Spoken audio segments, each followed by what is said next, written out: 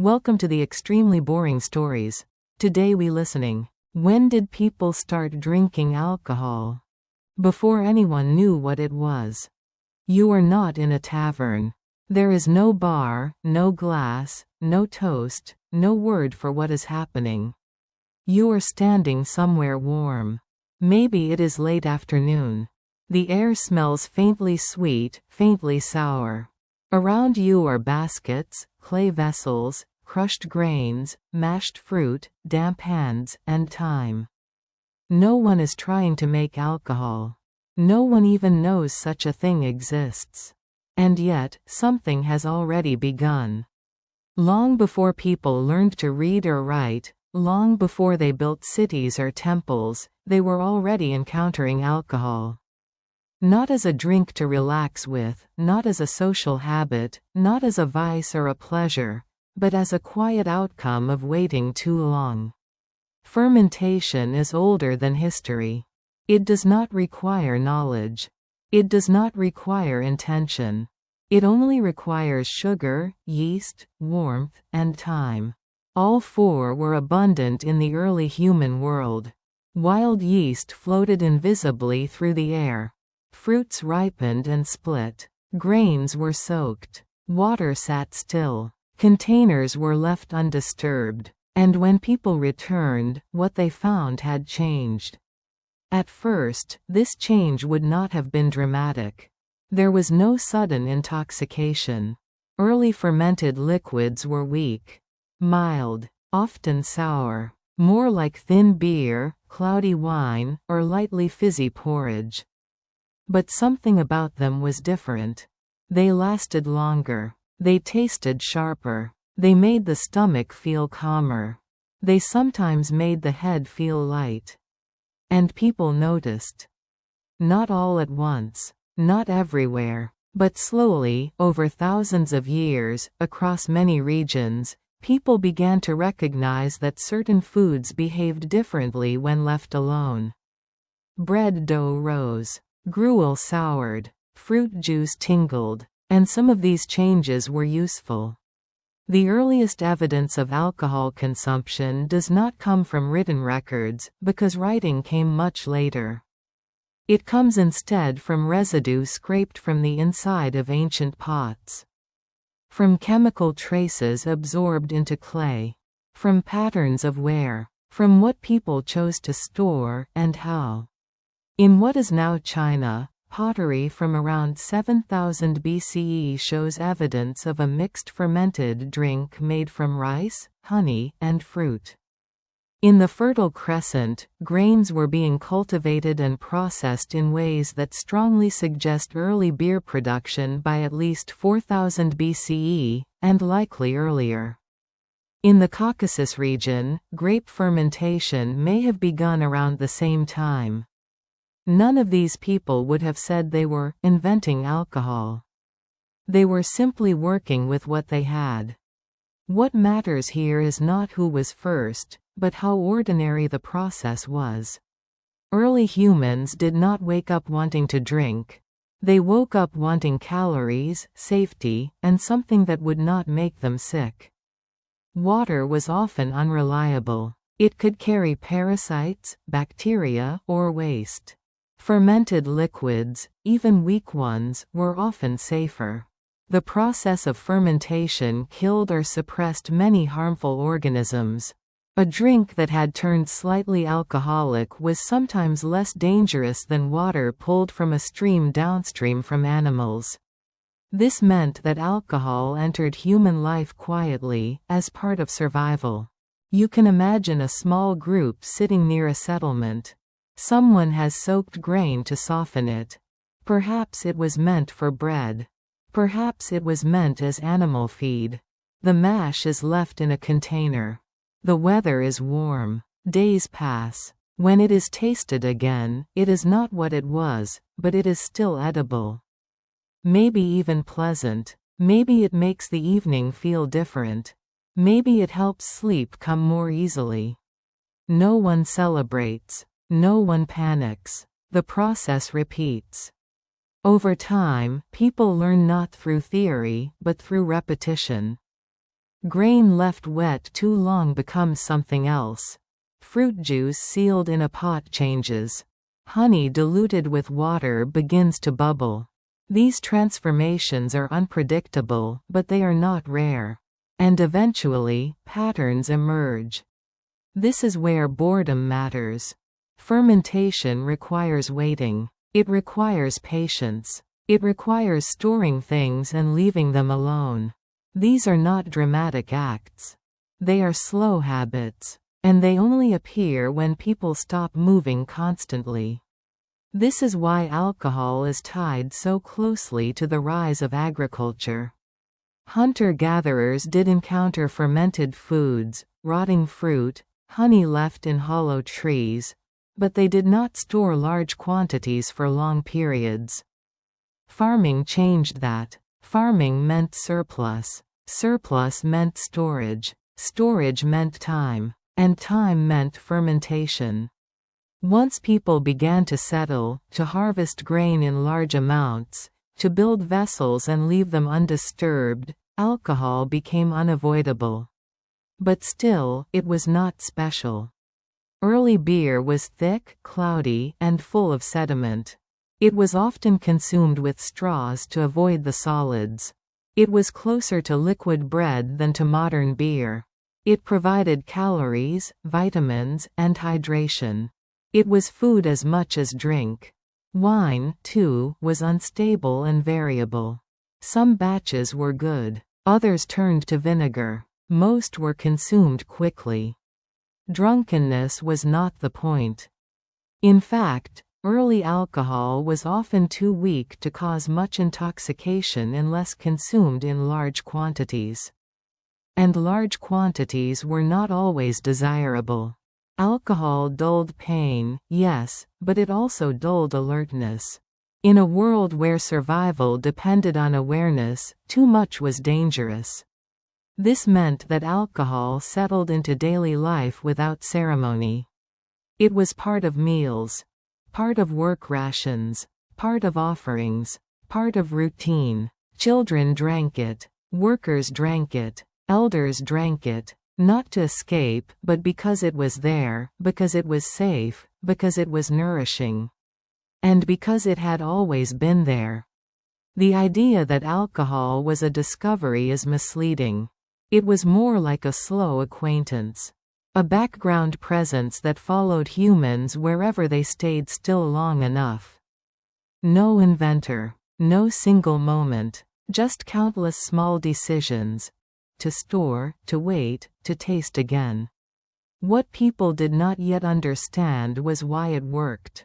Yeast was invisible. Chemistry was unknown. Everything was explained through observation, tradition, and repetition. If a pot from last year produced something drinkable, it was copied. If a certain container worked better, it was reused. If a mistake ruined the batch, it was quietly corrected next time. This is how habits form without theory. By the time writing appears, alcohol is already deeply embedded in human life. It shows up in rations, offerings, wages, and laws. Not as novelty, but as assumption. Something expected. Something accounted for. When people noticed the feeling.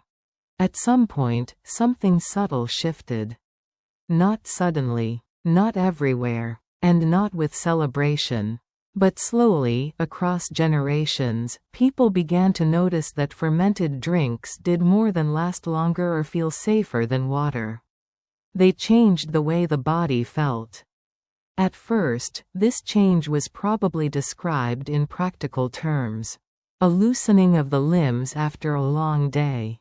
A warmth in the chest. Sleep arriving more quickly. Pain fading into the background. Words coming a little easier. Songs lasting a little longer. Arguments ending sooner, or starting at all. No one had language yet for intoxication as an abstract idea. There was no concept of being drunk as an identity. There was only observation. This drink does something. And once people noticed that, alcohol began to separate itself from ordinary food, slowly, unevenly, and with a great deal of caution. In early farming societies, daily life was physically exhausting and mentally repetitive. Grinding grain took hours. Carrying water strained the back. Harvests depended on weather that could not be controlled. Injury was common. Pain relief was limited. Fermented drinks, even weak ones, softened the edges of these routines. But here is the important part. Alcohol did not yet mean escape. It meant tolerability. A day was not abandoned because of drink. A task was not forgotten. Alcohol was consumed around work, not instead of it. In many places, beer and wine were safer than water and easier to digest than raw grain. Drinking them was not indulgence, it was efficiency. Still, the feeling could not be ignored. In Mesopotamia, where written records eventually appear, beer is already a structured part of society. It is listed in ration texts. Workers are paid in beer. Temples distribute it. Different strengths are named. This tells you something important. People had learned that alcohol could be managed. Different strengths meant different effects. A weak beer for daily hydration. A stronger beer for rituals. A special batch for festivals or offerings. This was not about pleasure in the modern sense. It was about control. The moment alcohol became noticeable as a feeling, societies began to regulate it, not with laws at first, but with customs. Who drank what? When? How much? With whom? These rules were rarely written down. They were absorbed through habit. Children drank diluted beer. Elders drank slowly. Workers drank after tasks were done. Excess was not praised. It was disruptive. Someone who drank too much could not work, could not guard, could not respond to danger. That made them a liability. This is why early alcohol cultures were not reckless. They were conservative. In fact, archaeological and textual evidence suggests that habitual drunkenness was rare in early agricultural societies. Not because people were morally opposed to it, but because it was impractical. Alcohol was too valuable to waste. Grain took labor to grow. Honey was precious. Fruit was seasonal. Turning these into drink was an investment. You did not drink carelessly what had taken months to produce. Another quiet shift happened around this time. Alcohol became social. Not in the sense of parties, but in the sense of shared timing. Drinking together marked transitions, the end of work, the completion of a harvest, the conclusion of a ritual, the welcoming of guests. These moments were already important. Alcohol did not create them. It simply attached itself to them. When a group drank the same fermented liquid, they shared not just calories, but sensation. Everyone felt the same warmth, the same lightness, the same slowing of time. This created a subtle bond, not emotional intimacy as we imagine it today, but coordination. Rhythm. Agreement. Alcohol helped groups pause together. This mattered in societies where daily life left little room for reflection. Fermented drinks allowed moments where time stretched. Stories lasted longer. Elders spoke more. Memory was reinforced. Tradition was repeated. None of this required intoxication. It required only a slight softening of urgency. At the same time, alcohol began to appear in spiritual contexts. This was not because people thought it was magical in itself, but because it altered perception. Anything that altered perception attracted explanation. Some cultures interpreted this change as closeness to ancestors. Others as favor from gods. others as a tool for prophecy or ritual clarity. In all cases, alcohol was not worshipped, it was used. But use invites misuse. As fermentation techniques improved, drinks slowly became stronger. Storage vessels improved. Sealing methods improved. Knowledge was passed down. A drink that once barely altered consciousness could now do so more reliably. And with that reliability came risk. People noticed that too much drinking led to mistakes, injuries, arguments, neglect, memory gaps. These were not moral failures in the early view. They were disruptions. A drunk guard was a danger. A drunk farmer could miss a critical task. A drunk elder could embarrass a household. So again, control followed observation. In many early societies, alcohol was tied to obligation. You drank when permitted. You drank what was given. You drank in expected quantities. Refusing a drink could be suspicious. Overindulging could be shameful. The balance was narrow. This balance is easy to miss when looking backward, because later cultures often exaggerate the role of alcohol. We imagine ancient feasts full of excess. In reality, most drinking was measured, routine, and frankly dull. It was not about chasing feeling. It was about maintaining order. What is striking is how long this balance lasted. For thousands of years, alcohol remained integrated into daily life without becoming a central problem. It did not define identity. It did not divide people into drinkers and non-drinkers. It was simply there, like bread or oil. This only changed when two things happened at the same time: alcohol became stronger, and societies became denser. As populations grew, as cities formed, as trade networks expanded, alcohol could be produced in larger quantities and transported more easily.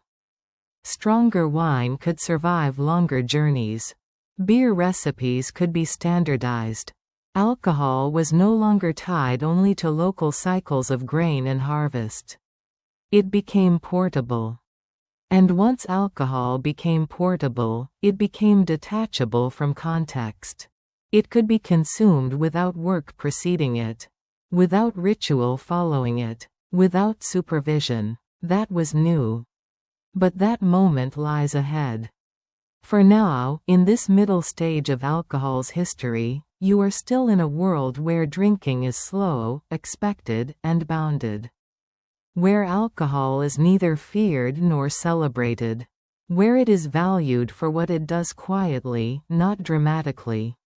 And yet, beneath this calm integration, something has already changed forever. People have learned that they can alter their own minds, slightly, temporarily, predictably, using something they can grow, store, and share. That knowledge does not disappear. It waits.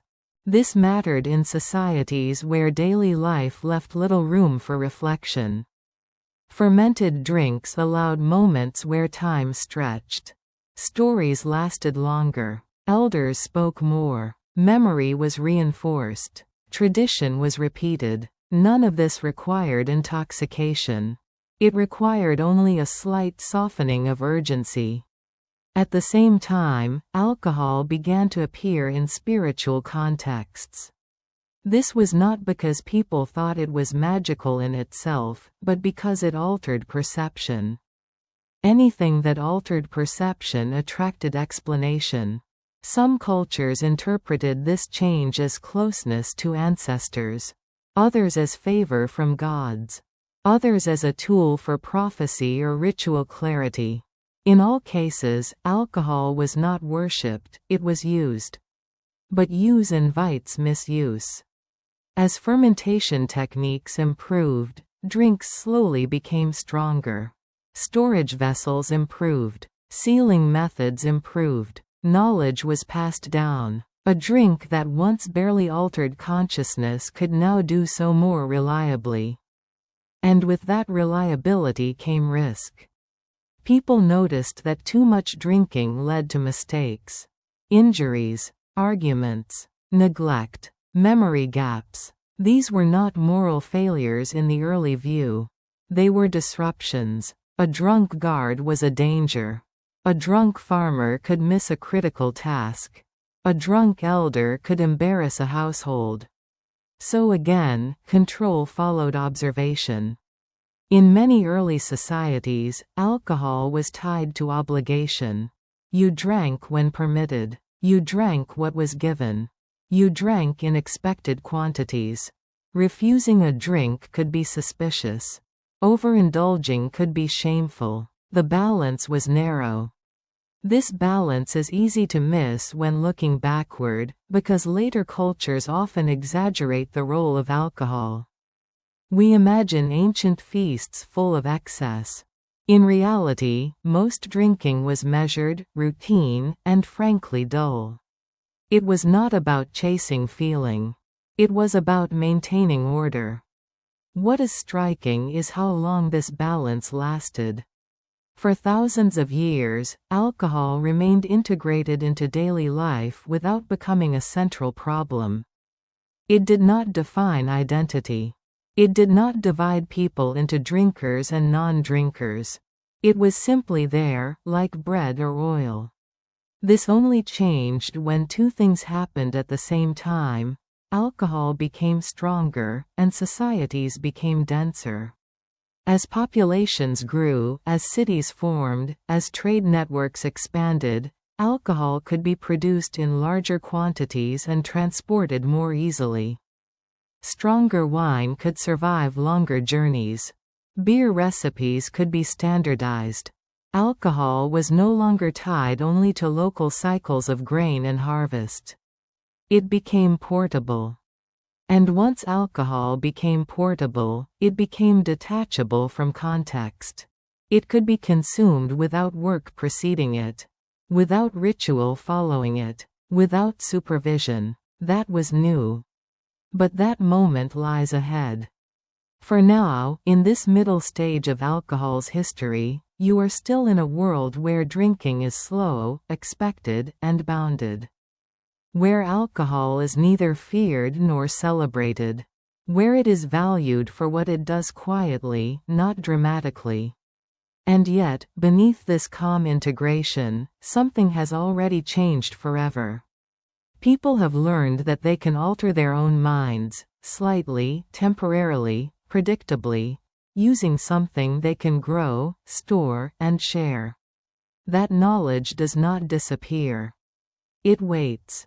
A pot left near warmth. A mash stirred daily. A smell that signals readiness. These are domestic skills. Over time, people learned that some grain mashes were better left unbaked. They learned that thinning the mash produced a drinkable liquid. They learned that timing mattered. That certain vessels worked better than others. That cleanliness helped. That warmth helped. That patience helped. Beer emerged not as a sudden invention, but as a parallel outcome of bread making. And then, quietly, it became its own thing. One reason beer separated from bread was labor. Baking requires fuel. Fuel requires effort. Fermented mash required only waiting. In times when wood was scarce or labor stretched thin, drinking grain instead of baking it made sense. Another reason was digestion. Fermentation breaks down complex carbohydrates.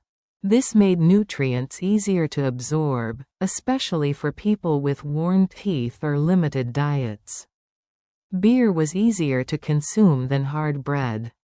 And then there was hydration. In early settlements, water sources were often contaminated. Human waste, animal runoff, and stagnant pools made clean water unreliable.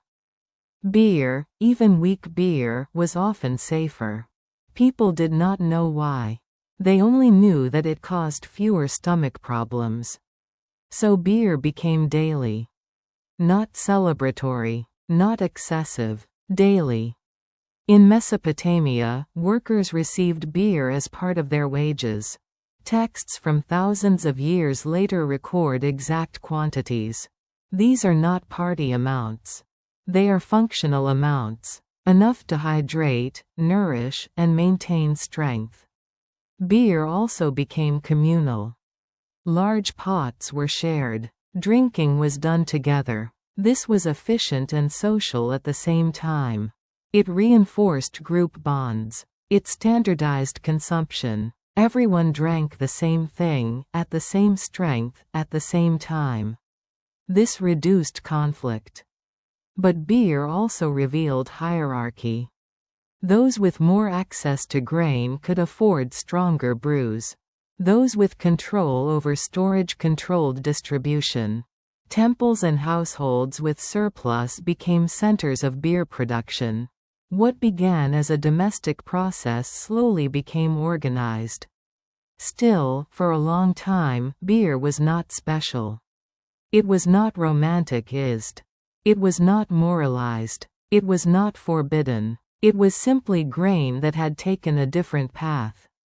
And yet, something about fermented grain invited attention. Unlike bread, beer acted quickly. You did not need to chew. You did not need to wait. The effect came sooner. A subtle warmth. A slowing of thought. A shift in mood. This was not dramatic, but it was noticeable. People remembered this. They learned that some batches were stronger. That some days felt different. That beer could change conversation, not just hunger. This knowledge did not cause immediate change, but it planted a seed. Because once you know that food can change how you think, you begin to pay attention. You begin to notice when it does so more strongly. You begin to remember those moments. You begin to recreate them, carefully at first. But that comes later. For now, beer is still bread that forgot what it was supposed to be.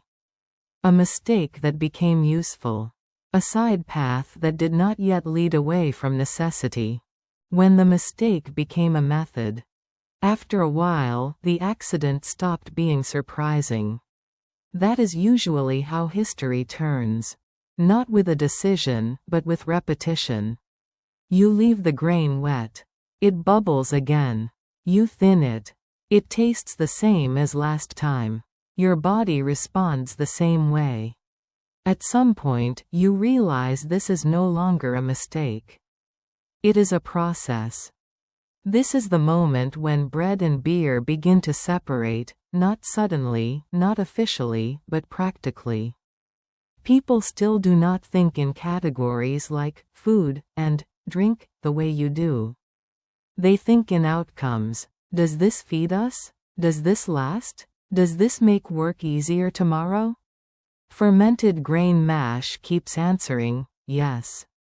Once people recognized that fermentation could be relied on, they began to adjust their behavior around it. They did not change everything at once. They made small, cautious changes. They left some grain wet on purpose. They delayed baking intentionally. They noticed which vessels worked better. They kept some batches away from fire entirely. This was not experimentation as science understands it. There were no controls, no measurements. But there was memory. If something worked, it was remembered. If it failed, it was avoided. Knowledge moved through hands, not explanations. One of the first changes was timing. People learned that freshly soaked grain behaved differently from grain left overnight. They learned that warmth mattered. That the mash near the hearth fermented faster than the mash in the shade. That stirring sometimes helped, and sometimes ruined everything. These observations were slow and frustrating, but they accumulated. Another change was quantity. At first, fermented mash appeared in small amounts, mixed into daily routines. Over time, people began preparing larger batches. This only happened once they trusted the process enough to risk more grain at once. That trust marks an important shift. Grain was still precious, but now fermentation was predictable enough to justify investment. This is how beer moved from household accident to communal resource. Large pots appear in the archaeological record. Not personal vessels, but shared ones. They are heavy, stationary, made to stay in one place. This tells you something. Beer was no longer improvised. It was planned. With planning came responsibility. Someone had to watch the pot. Someone had to decide when it was ready. Someone had to distribute it. This did not create a profession overnight, but it created roles. And roles create authority. In early settlements, those who controlled grain storage often controlled beer production. This gave them influence, not because beer was intoxicating, but because it was necessary. Beer fed workers. Beer hydrated laborers. Beer calmed stomachs after long days. Refusing beer could disrupt routine. So beer quietly became tied to power. Not political power yet, practical power. If you controlled the beer, you controlled part of daily survival. This is why beer appears so early in administrative records once writing begins. In Mesopotamia, beer is measured, allocated, recorded. There are symbols for it. Different kinds are named, not poetically, but bureaucratically. This tells you beer was no longer incidental. It had become infrastructure. But even then, beer was not indulgent. The strength remained low. Stronger beer required more grain and more control, and most societies did not see the benefit yet.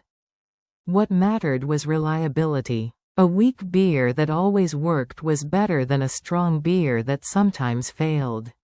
Drunkenness, when it happened, was usually accidental or ritualized. Ritual drinking existed, but it was contained. Special occasions allowed stronger brews. These moments stood out precisely because they were rare. They were noticeable breaks from routine, not daily expectations. For everyday life, beer remained boring. And boring is exactly why it lasted. Beer fit into the rhythm of work. It did not disrupt it. It could be consumed slowly. It did not overwhelm. It made long tasks slightly more bearable without removing awareness. In a world where vigilance mattered, this balance was essential. Another quiet shift happened around this time. Taste began to matter a little. Not pleasure in the modern sense, but preference. People noticed that some beers were less sour, some smoother, some easier on the stomach. Ingredients varied. Different grains produced different results. Additions like dates or honey appeared in some regions, not to make beer luxurious, but to stabilize fermentation or add calories. This is the beginning of choice. Once choice enters, intention follows. Still, it would be a mistake to imagine ancient people sitting around planning recipes for enjoyment. Most adjustments were practical responses to problems. Too sour? Change timing. Too thin? Add grain. Too unstable? Use a different pot. But the outcome of these adjustments was gradual improvement. Beer became more consistent, more recognizable, less risky. And consistency is dangerous in its own quiet way. Once something becomes consistent, people begin to rely on it emotionally, not just physically. They expect it. They miss it when it is absent. They organize time around it. At this stage, beer was still not addictive in the modern sense. Strength was too low. Access was controlled. But dependence of a different kind began to form. Routine dependence. Beer marked the end of work. Beer marked communal time. Beer marked completion. It was no longer just grain. It was a signal. This is also when beer began to spread beyond the household. As settlements traded grain, they traded beer knowledge. Methods traveled, not recipes written down, but practices demonstrated. One group showed another how long to soak, how warm to keep the mash, when to drink. This exchange was informal but powerful. Beer became part of cultural identity. Not because it was intoxicating, but because it was familiar. By now, bread and beer were clearly different paths. Bread required fire and effort. Beer required patience and trust. Both fed people. Both mattered. But beer offered something bread did not: a shared experience that slowed time slightly and softened edges without stopping work. This made beer adaptable. It fit into feasts and funerals. It fit into wages and offerings. It fit into quiet evenings and long days. And because it fit so well, people did not question it. But history rarely leaves things untouched. The moment grain fermentation became predictable and scalable, it became tempting to push it further. To see what happened if you waited longer, used more grain, filtered differently, separated liquid more carefully. That curiosity was not reckless. It was cautious, but it pointed in one direction only: toward strength. So the unresolved question waiting here is simple. The first farmers who waited too long. Time as an ingredient. You are doing nothing. That is the important part. The work is already finished. The fields have been cut. The grain has been carried home. The baskets are full. The air smells of dust and straw. For once, there is no immediate task pulling at your hands. So you wait. Early farming created waiting in a way human life had never known before. Hunting demanded constant movement. Gathering followed seasons but required daily action. Farming, however, introduced pauses, long, uncomfortable stretches of time where survival depended not on effort, but on restraint. You could not harvest early. You could not grind everything at once. You could not eat the future. You had to wait.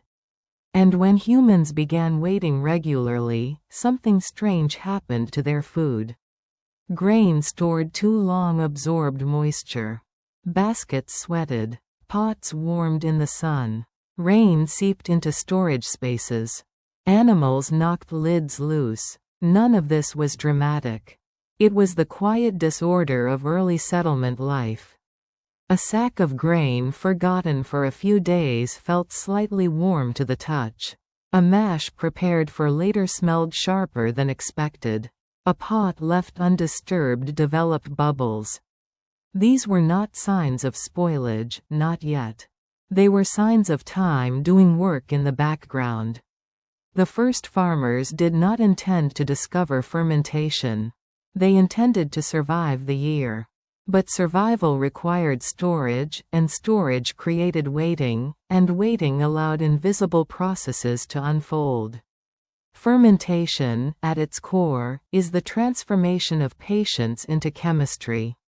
For early farmers, this meant that food did not stay the same when left alone. It changed texture, smell, taste, effect. And those changes could be useful or disastrous, depending on timing.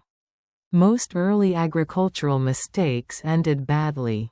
Mold ruined stores. Moisture caused rot. Pests devoured reserves. The line between survival and starvation was thin, and time was always a threat. But occasionally, waiting too long produced something that was not ruin. A grain mash left overnight became lighter. A fruit pulp left sealed became sharper but drinkable. A watery porridge left near warmth made the body feel different. At first, these outcomes were confusing. Was this food still safe?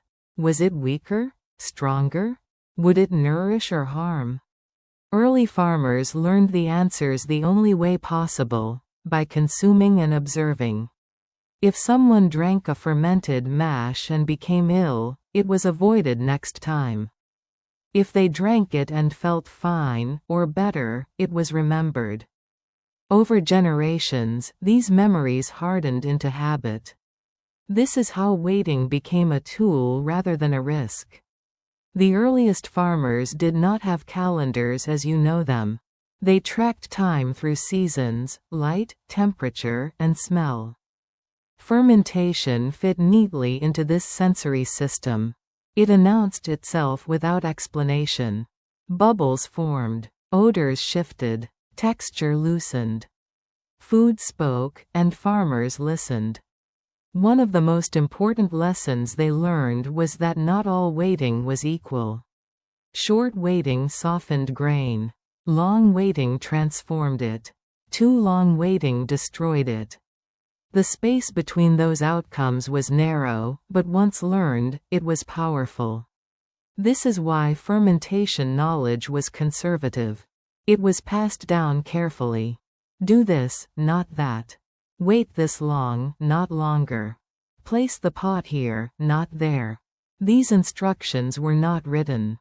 They were repeated through action, correction, and sometimes punishment. Waiting incorrectly could cost lives. And yet, waiting correctly could create surplus. Fermented foods lasted longer in some forms. They could be consumed when fresh food was gone. They provided calories during lean periods. They reduced disease. These benefits mattered deeply in early farming societies, where hunger was always close. Alcohol, in its earliest form, emerged from this careful management of time. It was not sought. It was tolerated, then valued, then quietly integrated. But the first farmers who encountered alcohol did not think of it as alcohol. They thought of it as grain that had changed. And that distinction matters. It appeared during harvest periods when grain was abundant. It appeared during communal meals. It appeared when people had time to sit, not when they needed to move quickly. This kept its influence limited. But farming itself was changing human psychology. Settled life introduced repetition. The same fields, the same tools, the same tasks, day after day. This created a mental landscape different from the constant alertness of foraging. There was more predictability, but also more monotony. Fermented drinks subtly altered how this monotony was experienced. A day with fermented grain at its end felt shorter. Pain lingered less sharply. Conversation lasted longer. These effects were small, but cumulative.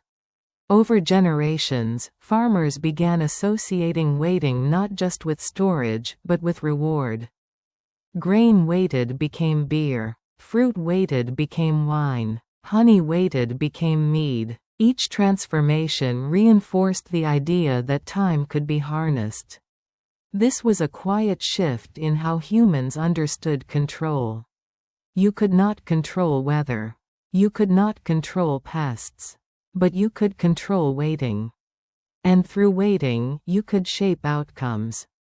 This belief did not remain limited to food. It spread into rituals, seasons, and social organization. Waiting became meaningful, deliberate, expected. Alcohol, born from waiting too long, became a symbol of time's power. Still, the early farmers did not yet chase strength. Their drinks remained mild because mildness was safer. Strong fermentation risked spoilage, risked unpredictability, risked impaired judgment during critical tasks. Farmers valued consistency over intensity. But curiosity never disappears entirely. If waiting a little longer changed the mash, what would waiting longer still do? This question was not asked aloud. It was felt through small experiments.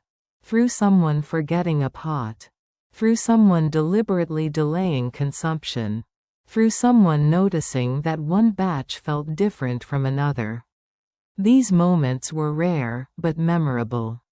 And memory is how change enters tradition. So while most early farmers waited just long enough, a few waited longer, by accident or design. Their experiences did not overturn society overnight. But they planted stories. Stories about stronger drink. Stories about altered behavior. Stories about caution. Stories that warned and intrigued at the same time. The first farmers who waited too long did not know they were approaching a threshold. They were simply managing food.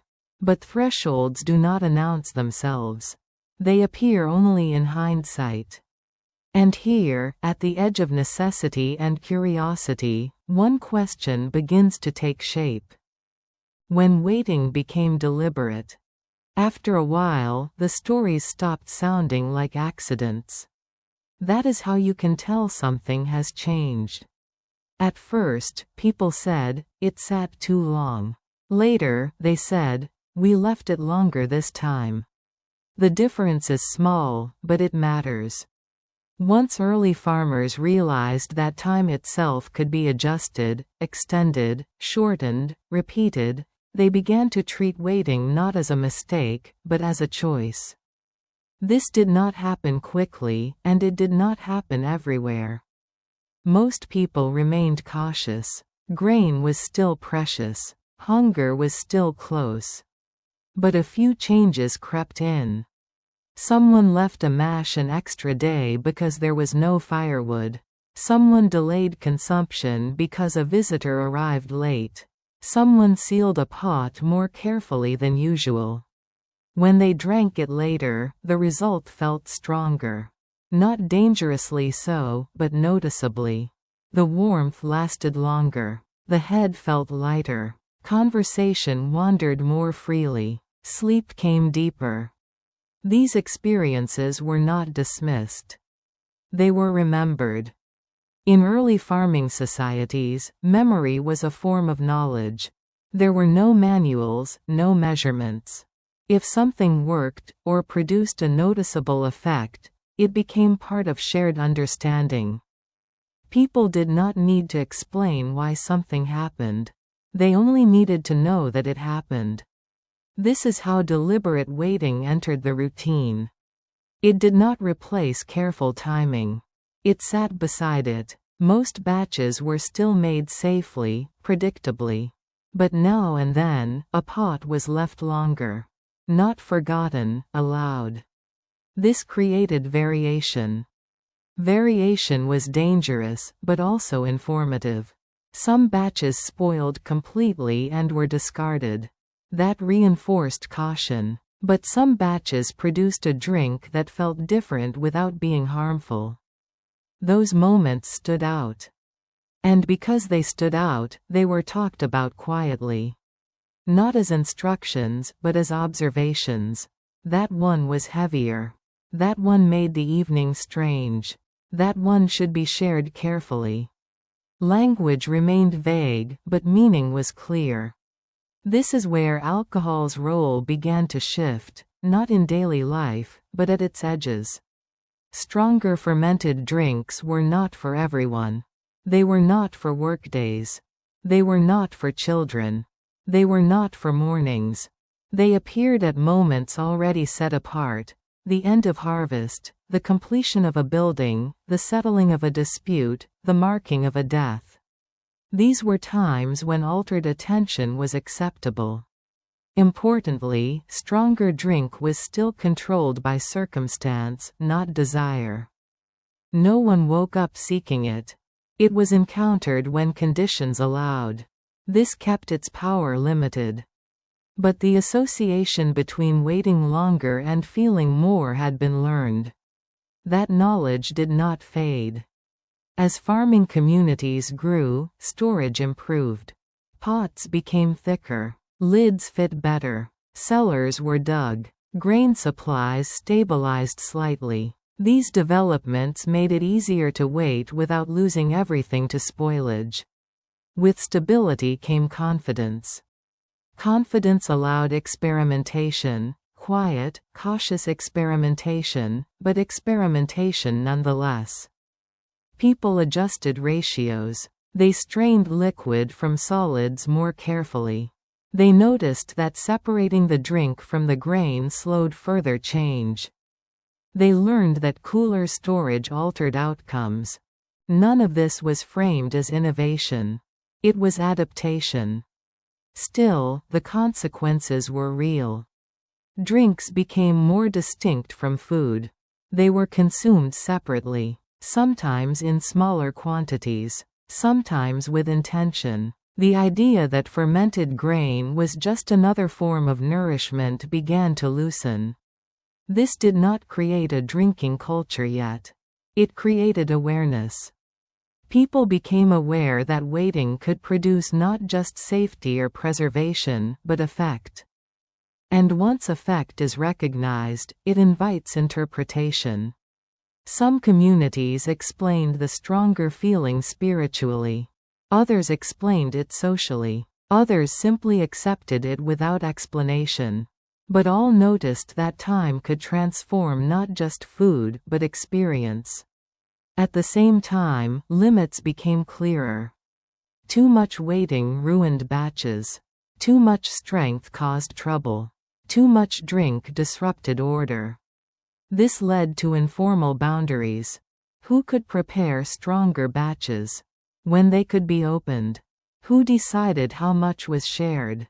These decisions were not democratic. They followed existing hierarchies: elders, household heads, ritual leaders. Stronger drink was not freedom. It was privilege. And privilege reinforced structure. In this way, waiting longer did not undermine early farming societies. It fit into them. It added another layer of regulation, another reason for authority. Someone had to decide when waiting had gone far enough. But something subtle was still changing. Once people understood that time could intensify experience, they could not unknow it. Even if stronger drink was rare, the possibility lingered. It lived in memory, in story, in comparison. A normal day felt normal. A day with stronger drink felt different. That contrast mattered. It gave people a reference point. A sense that daily life could be altered without changing the world, only by changing patience. This was not rebellion. It was curiosity. And curiosity does not stay contained forever. As communities grew larger and more complex, as trade increased, as storage techniques improved, the ability to wait safely expanded. And with safety came temptation. If waiting a little longer produced something noticeable, what might careful, repeated waiting produce? That question did not demand an answer yet. But it did not disappear. It sat quietly at the edge of practice, waiting itself. So the unresolved point here is not about excess, but about intention. Clay pots, warm sun, and accidental wine. When fruit was left alone. You are not making wine. You are trying to save fruit. The harvest is brief. Figs split open quickly. Grapes burst under their own weight. Berries soften and collapse if not eaten fast enough. You gather what you can and place it into containers, clay pots shaped by hand, dried in the sun, imperfect but useful. You seal them as best you can. Not tightly, just enough to keep insects out. Then you leave them where it is warm, because warmth keeps the night air from chilling the contents too quickly. And you walk away. Fruit is different from grain. It does not need to be crushed or soaked to begin changing. It carries sugar openly. Its skins already hold wild yeast. The moment fruit juice is exposed, fermentation begins. But you do not know that. What you know is that when you return, the fruit has collapsed into liquid. It smells sharp, sweet, but deeper. Not rotten, not fresh, something else. You taste it carefully. The flavor surprises you. The sweetness is still there, but it is thinner, brighter. There is a faint heat in your chest afterward. Your mouth feels dry. Your thoughts slow slightly. This is not food as you recognize it, but it is not spoiled either. This is how wine begins, not in vineyards or ceremonies, but in storage. Unlike beer, which emerged from deliberate processing, wine required almost no intervention. Grapes and other fruits ferment naturally when left alone. All early humans had to do was wait. This makes accidental wine one of the most inevitable discoveries in human history. Any group that gathered fruit, stored it in containers, and lived in a warm climate would have encountered fermentation. No tools required, no recipes, no intention. Clay pots made this encounter more likely. Clay is porous. It breathes. It allows slow exchange of air while keeping contents contained. This creates ideal conditions for fermentation, warm, moist, protected, but not sealed. Once pottery spread through early societies, accidental wine became common. But common does not mean understood. At first, fermented fruit liquids would have been confusing. Sometimes they tasted pleasant. Sometimes they caused discomfort. Sometimes they made the body feel strange. Other times they turned sour beyond use. The difference lay in timing, temperature, and chance. This unpredictability kept wine marginal at first. People did not yet rely on it. They did not yet plan for it. It appeared when fruit surplus existed, after good harvests, during periods of abundance. Wine was seasonal and fragile. Drink it too late and it turned to vinegar. Drink it too early and it was weak or unstable. So wine remained tentative. But something about fermented fruit felt different from fermented grain. Wine was lighter, clearer. It did not fill the stomach the way beer did. It acted faster. The effects were sharper, even when alcohol content was similar. This made wine noticeable. People remembered it. They noticed that it affected mood more than hunger. That it encouraged speech. That it softened sadness. That it made restlessness quieter. These effects were subtle, but they stood apart from beer's practical dulling of hunger and thirst. Wine began to associate itself with emotion. This did not mean excess. Early wine was still weak. Consumption was cautious. But the meaning felt different. Beer belonged to work. Wine belonged to pause. That distinction would grow later, but its roots are here. The earliest archaeological evidence of wine comes from regions where grapes grew naturally and pottery was common, places like the Caucasus and parts of the Near East. Chemical traces absorbed into clay vessels show that fermented grape juice was present thousands of years before written records mention it. Again, this does not mean deliberate winemaking. It means repetition.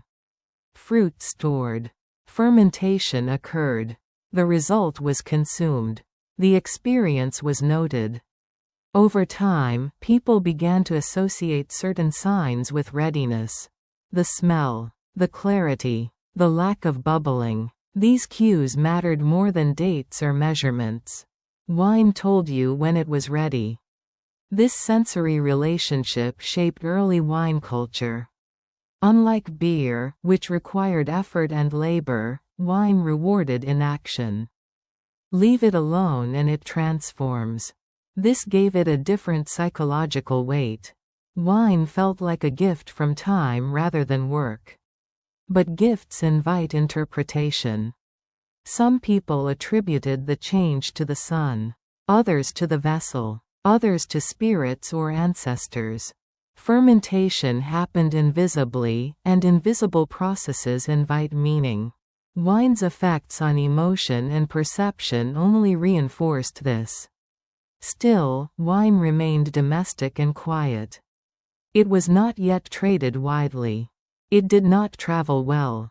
It spoiled easily. It belonged to the place it was made, to the fruit grown there, to the season that produced it.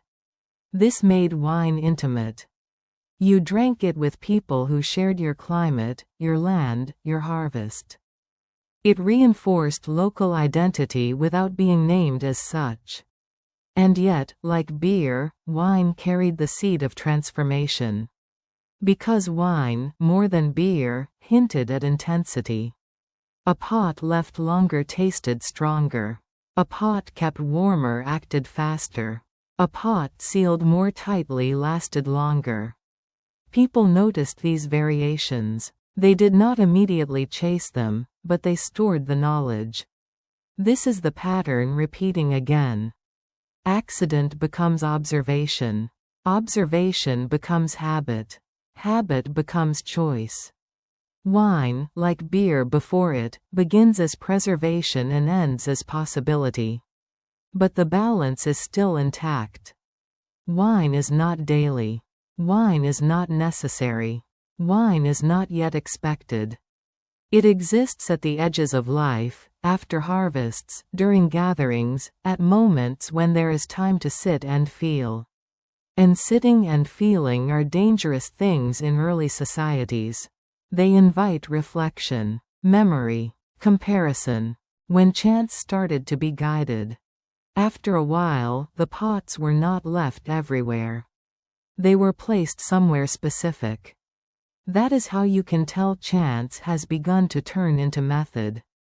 At first, fruit was stored wherever there was space, near walls, in shade, in warmth, sometimes buried slightly to keep animals away. Fermentation happened unpredictably. Some pots produced something pleasant. Others turned sour too quickly. Most people accepted this variability as unavoidable. But memory began to interfere with randomness. That pot near the sun worked better. The one kept too cool tasted flat. The sealed one lasted longer. The cracked one spoiled. These observations were not framed as lessons. They were habits formed quietly. Pots that worked were reused. Spots that produced good results were preferred. People did not say this makes wine. They said this works. This was the beginning of guidance. Fruit fermentation responded strongly to environment. Warmth accelerated it. Air exposure shaped flavor. Cleanliness mattered more than people realized. Over time, households began favoring certain locations, sun-warmed corners, stable shelves, sheltered outdoor spaces. These were not wineries. They were convenient places that happened to produce better outcomes. Once that happened, wine stopped being entirely accidental. Still, it was not yet deliberate craft. No one was measuring sugar or alcohol. No one was controlling yeast. But people were no longer passive. They were nudging the process. The next change came with containment. Early clay pots were rough and porous. Some absorbed liquid. Some cracked under pressure. When potters improved their skill, thicker walls, smoother interiors, tighter rims, fermentation became more stable. Wine lasted longer before turning sour. This extended window mattered. It allowed people to wait without rushing. Waiting without fear of loss changed behavior. Wine could now be saved for gatherings rather than consumed immediately. It could be shared intentionally. It could be compared across batches. Comparison is a powerful thing. Once people compare, they begin to prefer. Preference leads to repetition. Some fruits fermented better than others. Grapes stood out because their skins carried abundant yeast and their juice balanced sugar and acidity naturally. People noticed that grape wine failed less often. It tasted cleaner. It aged slightly better. Over time, grapes moved from gathered fruit to chosen fruit. This was a major shift. Choosing what to ferment meant that wine was no longer merely the result of harvest. It became a goal within it. People still ate grapes fresh, but they also saved some specifically to be left alone. That intention mattered. Now wine had a future. It was expected, not discovered. With expectation came rules. Do not open the pot too early. Do not expose it to cold nights. Do not move it once it begins to change. These rules were enforced socially, not technically. Someone who broke them ruined the batch and faced frustration or shame. This kept discipline strong without explanation. Wine became something you respected. Its effects also became more predictable. People learned that wine affected the mind more than beer. It did not fill the stomach. It did not sustain labor. It altered conversation, emotion, and memory. Because of this, wine began drifting away from daily life and toward moments that already carried meaning. Celebrations, rituals, hospitality. Offering wine to a guest was different from offering beer. It was not nourishment. It was acknowledgement. Wine said, "We have time." This symbolic weight grew quietly. At the same time, people learned restraint. Wine could unsettle. It could loosen speech too much. It could intensify grief or joy. Early communities noticed this and limited access accordingly. Wine was shared, but not freely. It was often diluted, mixed with water, consumed slowly. Again, control followed awareness. By now, wine was no longer accidental, but it was still not industrial. It was local, seasonal, fragile. It did not travel far. It was bound to climate and place. This made it precious, but not dominant. Yet something irreversible had happened. People had learned that fruit left alone could be transformed into something that shaped emotion and social interaction. They had learned that environment could guide that transformation. And they had learned that the results could be saved, shared, and repeated. That knowledge does not disappear. It spreads. As communities traded pottery, they traded fermentation habits. As people migrated, they carried expectations with them. If grapes did not grow, other fruits were tried. If clay behaved differently, techniques adjusted. Wine adapted. And with adaptation came ambition. Someone wondered if tighter sealing would preserve wine longer. Someone tried storing it underground to cool it. Someone left it longer than usual, not by accident, but by choice. The results varied, but variation itself became valuable. It meant wine was no longer just about survival or preservation. It was about difference. Difference invites judgment. Judgment invites hierarchy. Hierarchy invites desire. Wine began to acquire status. Not yet excess. Not yet intoxication as goal. But wine was no longer invisible. It had stepped out of the background of daily life and into awareness. And awareness is dangerous. Because once people start paying attention to how something makes them feel, they begin to ask how to make it feel more. The pot in the sun had taught them patience. The sealed vessel had taught them control. What it had not yet taught them was restraint in the face of possibility. So the question left hanging here is not about wine itself, but about direction. Why early beer was safer than water. The problem with thirst. You wake up thirsty. That alone does not sound dangerous. But in early settled life, thirst was one of the quietest threats people faced. Hunger announced itself slowly. Cold could be prepared for. Injury was visible. Thirst, however, demanded immediate trust. You had to drink something, and you had to believe it would not harm you. That belief was often misplaced. When humans began living in permanent settlements, water stopped being neutral. Streams ran past homes, animals, waste, and fields. Wells were shallow. Rainwater collected where it could. What looked clear could still make you sick. What tasted fine could leave you weak for days. People did not know about bacteria or parasites. They did not know about contamination. But they knew patterns. Drink from here, and your stomach hurts. Drink from there, and you vomit. Drink after rain, and sickness spreads. These observations were not scientific, but they were sharp. Survival depended on noticing cause and effect without understanding mechanism. This is where beer enters the story, not as a luxury, not as indulgence, but as an answer to an everyday problem. Fermented grain drinks were not sterile, but they were less dangerous. The process of brewing beer, soaking grain, allowing fermentation, sometimes heating the mixture, reduced many of the organisms that caused disease. Alcohol content was low, but acidity and fermentation mattered more than strength. People did not say, beer is safer than water. They said, this does not make us sick. That was enough.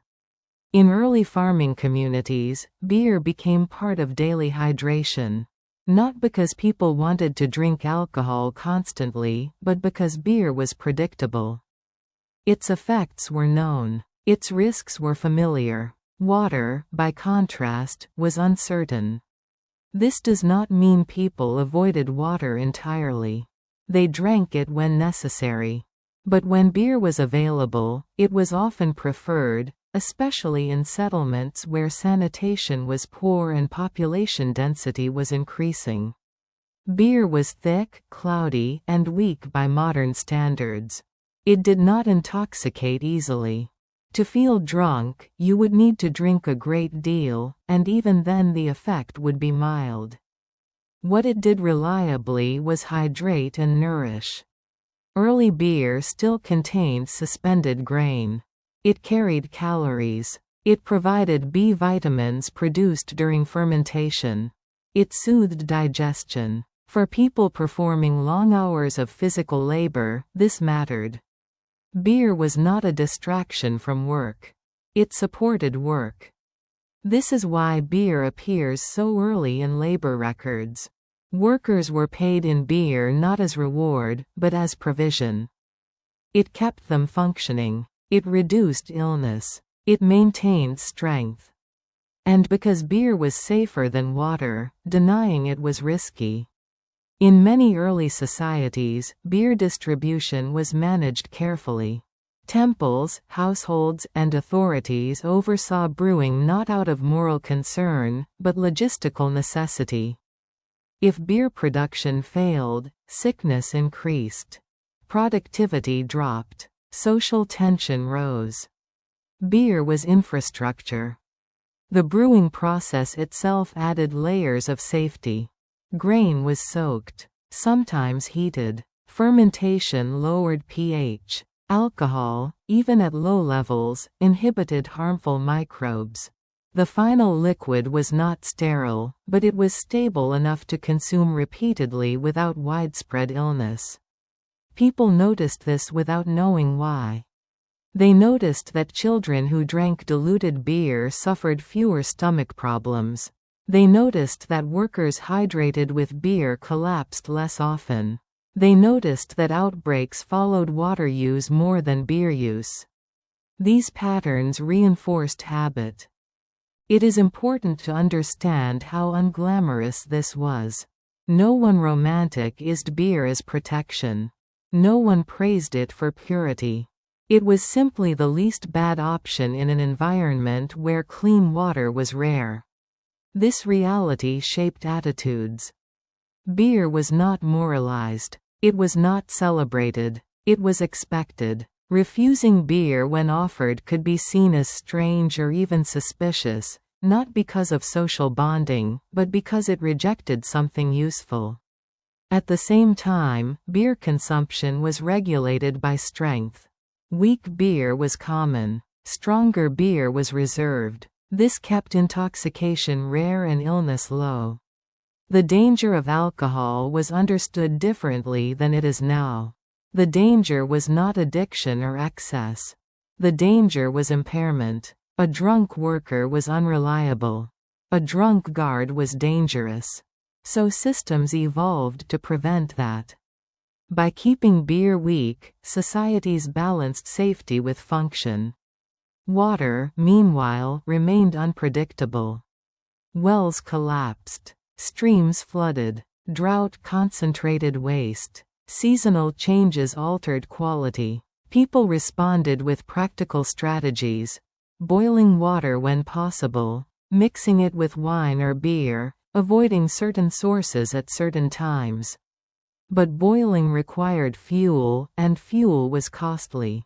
Beer required only grain and time, both of which farming societies already managed. So beer quietly replaced water as the default drink in many contexts. This does not mean people drank beer constantly. It means that when they drank, beer was often what they drank. Especially during work. Especially during meals. Especially in dense settlements. And because beer was safer than water, it became normal. Normality is powerful. When something becomes normal, it stops being noticed. Children grow up with it. Elders expect it. No one questions it. Beer ceased to be seen as alcohol at all. It was just drink. This is why early cultures did not treat alcohol as a problem. It was not separate from daily life. It was embedded in survival. Only later, when drinks became stronger and water systems improved, did the balance shift. Only then did alcohol become optional rather than necessary. Only then did it become something you could choose to avoid. But at this stage of history, beer was not competing with water on equal terms. Water was dangerous. Beer was safer. The choice was pragmatic. This reality also shaped moral views. Drinking was not associated with weakness. It was associated with sense. Moderation was not a virtue, it was a requirement built into the system. People did not praise sobriety because sobriety was not meaningful. Drinking beer did not mark indulgence. It marked participation in normal life. This makes later moral debates about alcohol easier to understand. They did not arise because alcohol changed. They arose because water did. As sanitation improved, as wells deepened, as aqueducts were built, water slowly became safer.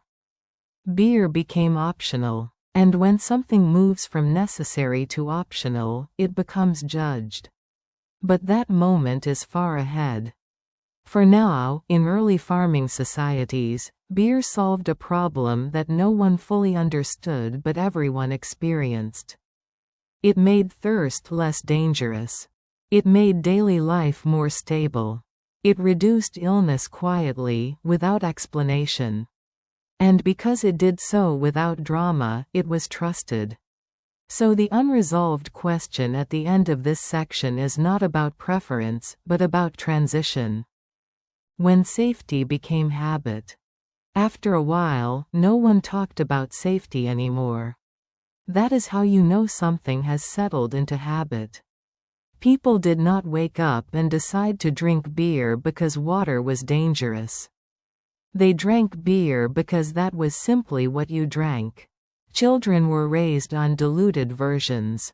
Workers expected it with meals. Elders assumed it would be there at the end of the day. The original reason, fewer stomach illnesses, fewer sudden deaths, faded into the background. Beer became routine. And routine is powerful because it does not need explanation. In early settlements, daily beer consumption shaped the rhythm of life. Brewing schedules aligned with work cycles. Grain allocation accounted for drink as well as food. Storage vessels were sized with consumption in mind. None of this was dramatic.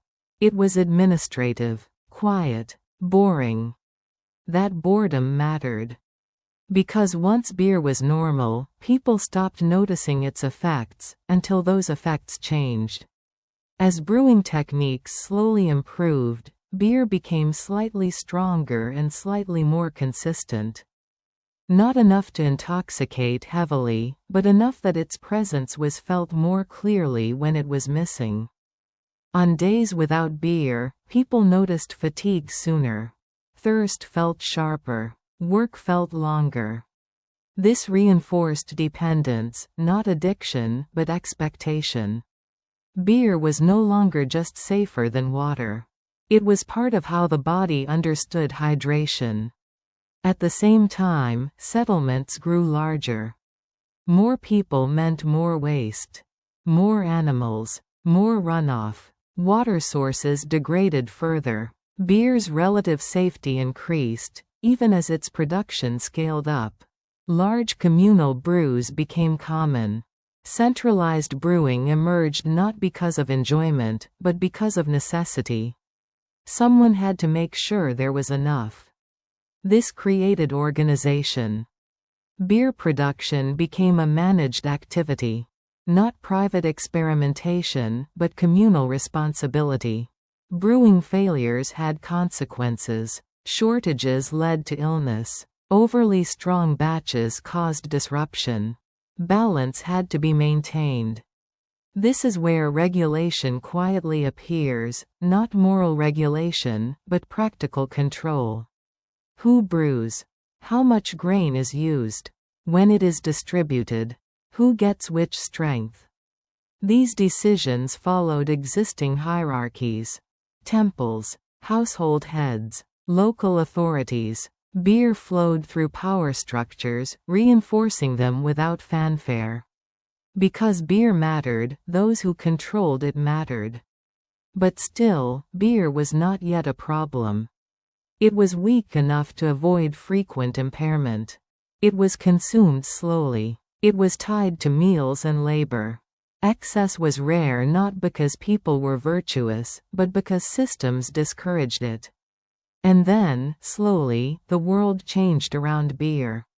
Some communities improved water access. Wells deepened. Channels were lined with stone. Rainwater was collected more carefully.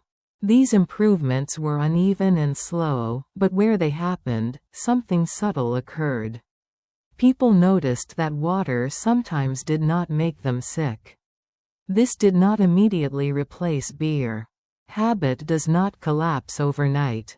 But it introduced comparison. Choice entered the picture. If water is sometimes safe, and beer is always available, what is beer now? At first, nothing changed. Beer remained routine, but its role began to loosen. It was no longer the only option. It became one option among others. This shift was small, but it carried consequences. Once beer stopped being necessary for survival, it became noticeable again.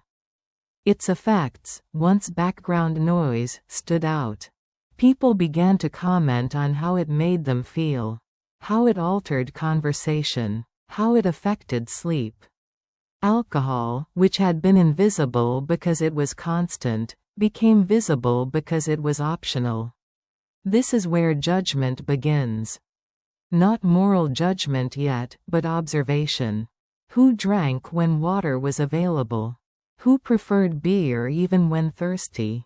Who drank more than needed? These questions did not arise when beer was survival infrastructure. They arose when beer became choice. Still, early societies responded conservatively. Beer remained weak. Stronger brews were still limited. The goal was continuity, not excitement. Drinking culture did not explode. It adjusted slowly. But the conditions were changing. As trade expanded, beer and brewing knowledge traveled. As storage improved, beer could be kept longer. As social gatherings became more formalized, drink began to mark occasions more clearly. Beer began drifting, slowly, from necessity toward symbol. It still fed people. It still hydrated them. But it also began to signal rest, reward, and belonging. These meanings layered on top of its original function without replacing it. This layering created tension. Beer could now be consumed without immediate purpose. It could be drunk outside of meals. It could be shared for reasons other than work. These were small changes, but they mattered. They meant that beer was no longer only answering thirst. It was answering something else: boredom, connection, ritual, relief. And once a substance begins answering emotional needs, even quietly, societies must decide how to respond. Early societies responded by leaning harder on tradition. Drink with others. Drink at expected times. Drink what is given. These rules slowed excess without eliminating alcohol. But tradition can only stretch so far. The deeper question forming beneath this history is not about beer, but about environment. Drinking without drunkenness, alcohol as food. You drink, and nothing dramatic happens. That is the point. There is no blur, no laughter, no loss of balance. Your thoughts do not scatter. Your hands remain steady. You stand, work, walk, speak. The drink warms you slightly and settles in your stomach like thin bread. Hunger eases. Thirst fades. Life continues. For most of human history, this is what drinking alcohol meant. Not intoxication. Not escape. Not celebration. It meant eating. Early beer and wine were closer to food than to drugs. They delivered calories in liquid form. They carried nutrients unlocked by fermentation. They were digestible when teeth were worn down and grain was hard. They fit into meals without drawing attention to themselves. This is difficult to imagine now, because modern alcohol is designed to be felt.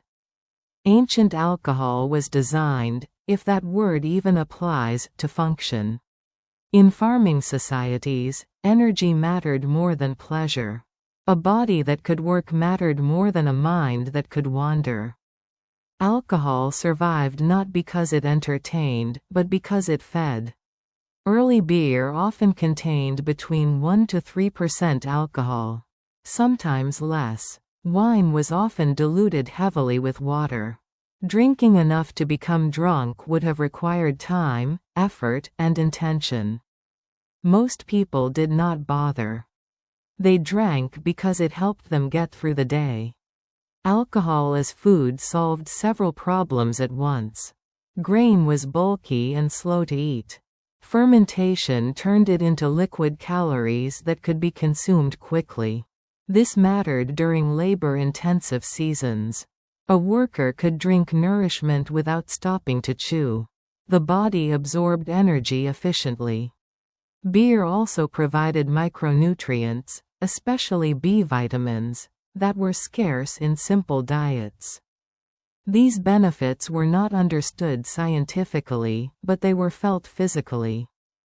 People noticed strength lasting longer. Recovery coming faster. This reinforced trust. Wine, too, functioned as food, though differently. It did not nourish in the same way as beer, but it preserved calories from fruit that would otherwise rot. Diluted wine extended hydration safely. It stimulated appetite. It aided digestion. Neither drink was separate from eating. Meals included alcohol as naturally as bread or porridge. There was no special moment when drinking began. It was already happening. Children drank these beverages too, usually diluted, weaker versions. This shocks modern sensibilities, but it made sense then. Fermented drinks were safer than water. They carried nutrients. They were part of normal intake. This meant that societies did not associate alcohol with adulthood or rebellion. It was not a threshold substance. It was everyday nourishment. Because of this, drunkenness stood out. When someone drank enough to lose coordination or judgment, it was not admired. It was inconvenient. A drunk person could not work, could not watch animals, could not respond to danger. Intoxication was not a goal, it was a failure of moderation. But moderation was not moralized. It was structural. Alcohol was weak. Consumption was slow. Drinking was social and visible. These conditions limited excess naturally. There were no bars, no private stockpiles, no concentrated spirits, no pressure to drink quickly. Alcohol entered the body gradually, alongside food. The effects were spread out and subdued. This is why early societies rarely developed cultural anxiety around alcohol itself. There was no reason to. It was not destabilizing. Instead, alcohol became embedded in the idea of sustenance. A day's ration might include bread, vegetables, and beer. A worker's pay might include grain and drink. A household's stores were measured in food and fermented liquid together. These were not separate categories. Language reflects this. In some early cultures, the word for beer overlaps with words for nourishment or grain. Wine appears in lists alongside oil and bread. Alcohol is counted, allocated, and consumed like food. This framing mattered deeply. If alcohol is food, then drinking is not indulgence. It is maintenance. It is care for the body. It is sensible. Only when alcohol stops being food does it become suspect. But that moment is still ahead. At this stage in history, drinking without drunkenness was not a virtue, it was the norm. Intoxication was rare enough to be memorable. It carried consequences, not admiration. And because intoxication was rare, societies did not build systems around controlling it. There were no laws against drunkenness. There was no moral panic. There was only expectation. Drink what is given, when it is given, and no more. This expectation worked because it aligned with survival. Alcohol's place as food also shaped how people thought about time. You did not drink to forget the day. You drank to sustain yourself through it. You did not drink to alter identity. You drank to remain functional. Alcohol did not promise transformation. It promised continuity. That promise kept it unremarkable. And unremarkable things endure.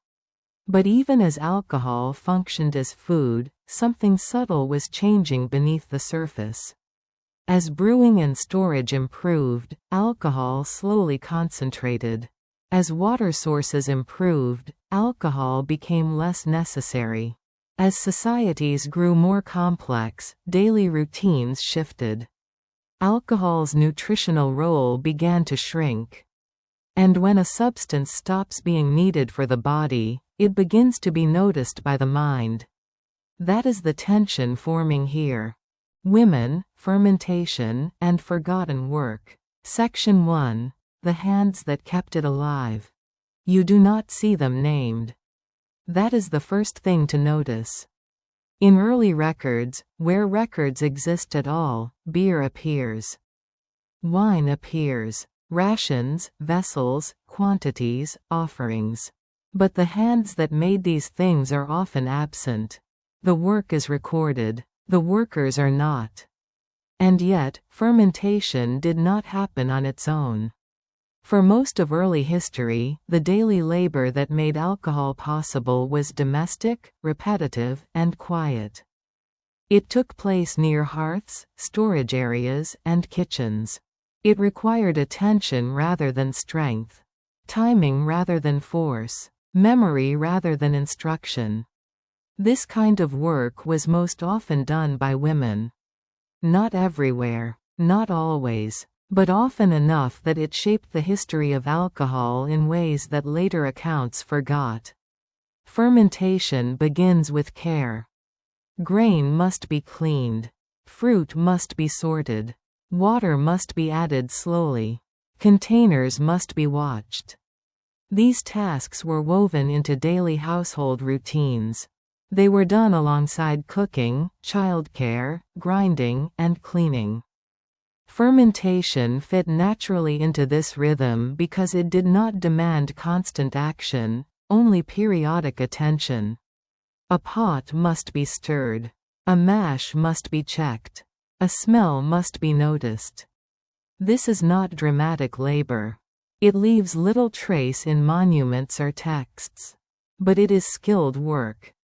Knowing when something has gone too far. Knowing when it is ready. Knowing when to discard it. These judgments were learned through experience, not explanation. They were passed down through observation, correction, and repetition. Mothers taught daughters. Older women guided younger ones.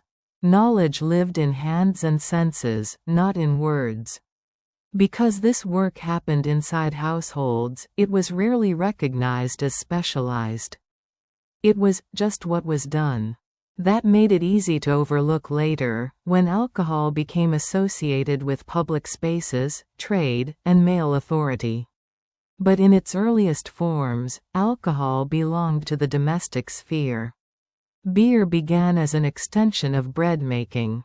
Wine began as an extension of fruit storage. Both processes emerged where food was managed daily. That management was often women's responsibility.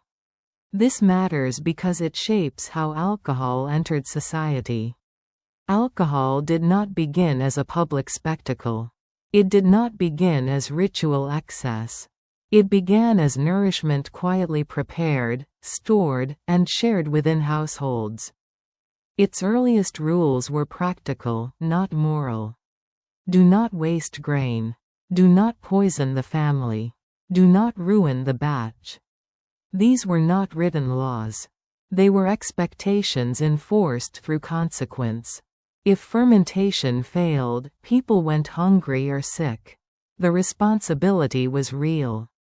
This meant that early alcohol culture was cautious. Women had no interest in creating chaos. Their work was tied directly to survival. Stronger brews were risky. Spoilage was dangerous. Fermentation was guided conservatively because the cost of error was high. This conservatism shaped alcohol's early character. Beer remained weak. Wine was diluted. Excess was discouraged. Not through ideology, but through responsibility. When alcohol is made by those who must also feed children and elders, recklessness disappears. Fermentation became reliable because it had to be. Over time, some women became known for their skill. Not officially, not as professions, but informally. A household whose beer was always safe. A family whose wine lasted longer. These reputations mattered locally, even if they were never recorded. In some cultures, brewing eventually moved out of the household and into temples or communal spaces. When that happened, women were often still involved, though their roles changed. They brewed under supervision. They followed established routines. Their knowledge was absorbed into institutions.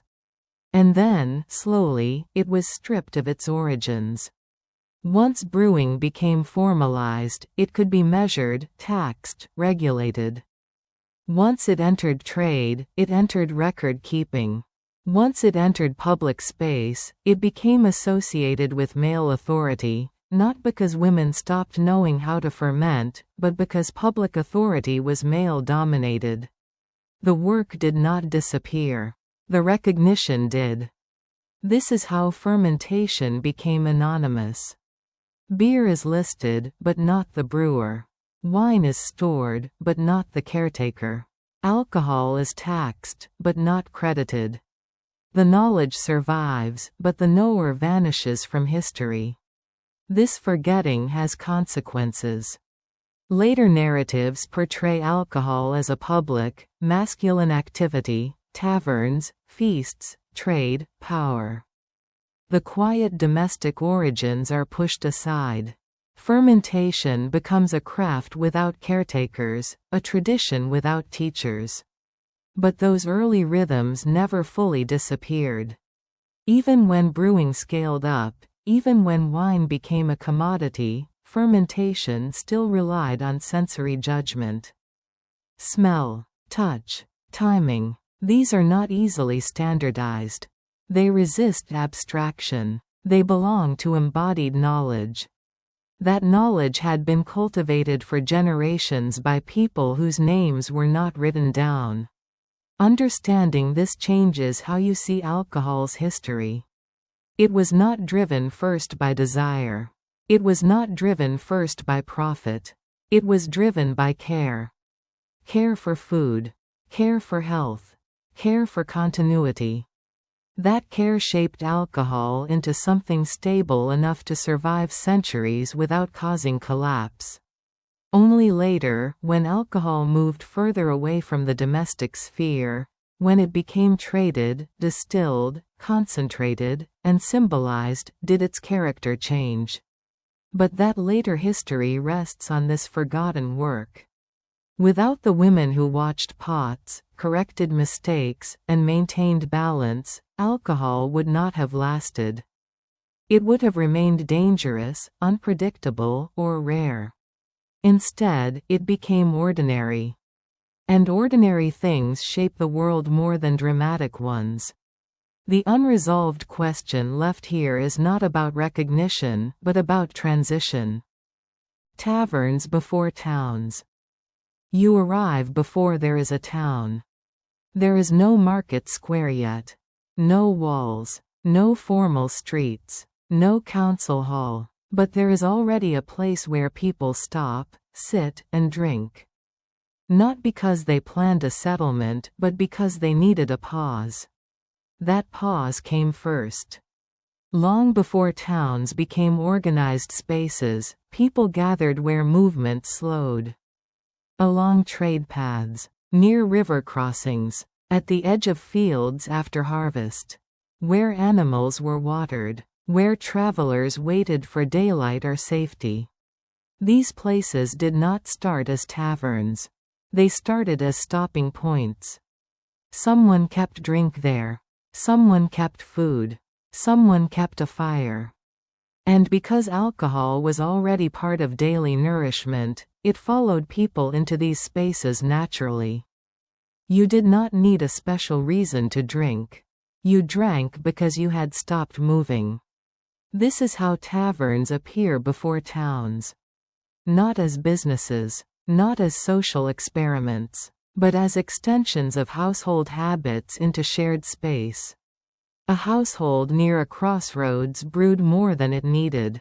A family near a river offered drink to passers-by. A temporary shelter became a regular meeting point. Alcohol made these places attractive because it solved multiple problems at once. It hydrated travelers safely. It fed them cheaply. It encouraged them to rest rather than press on dangerously. It slowed movement in a controlled way. Slowing movement is powerful.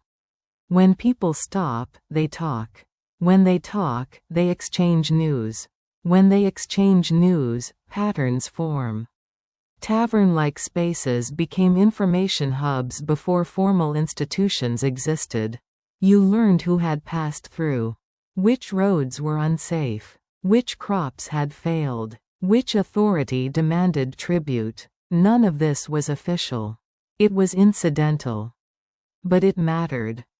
Because early societies depended on informal knowledge networks, alcohol helped sustain them by creating spaces where time stretched just enough for information to move.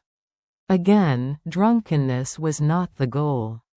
Early taverns, if that word even applies, did not encourage excess.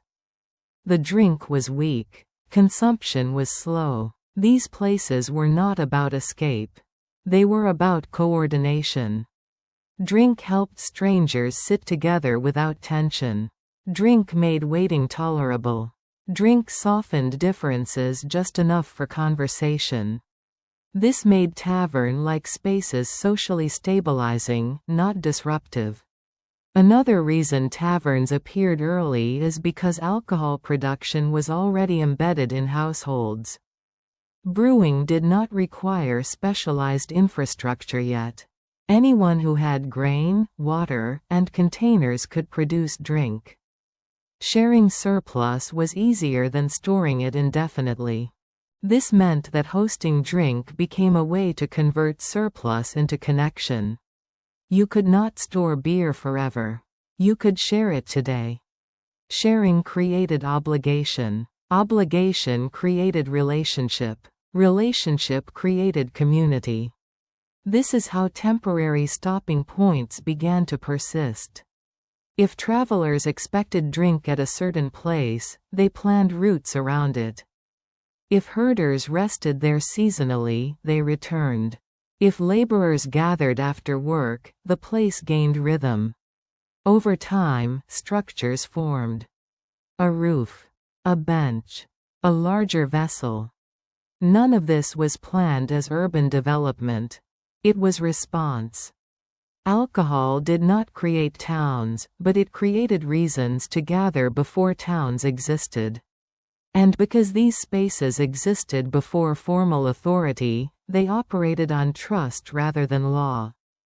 Behavior was regulated socially. Someone who drank too much was corrected or excluded. Someone who caused trouble disrupted a fragile balance and faced consequences.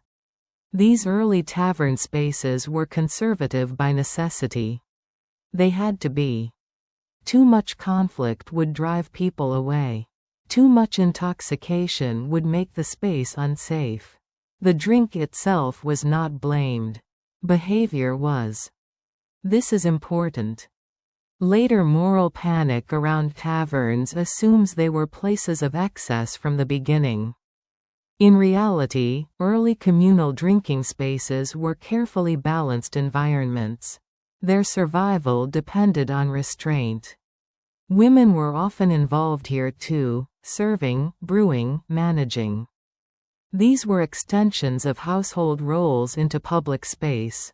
Again, the work was practical and often invisible in records. As trade increased, these spaces became more important. Merchants needed safe stops. Caravans needed reliable water and food. Soldiers needed rest points. Alcohol provided predictable nourishment and familiarity. A known brew was safer than unknown water.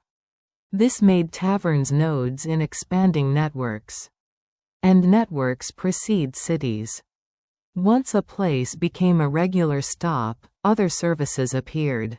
Storage, repair, exchange. Eventually, permanent residents settled nearby to serve the flow of people.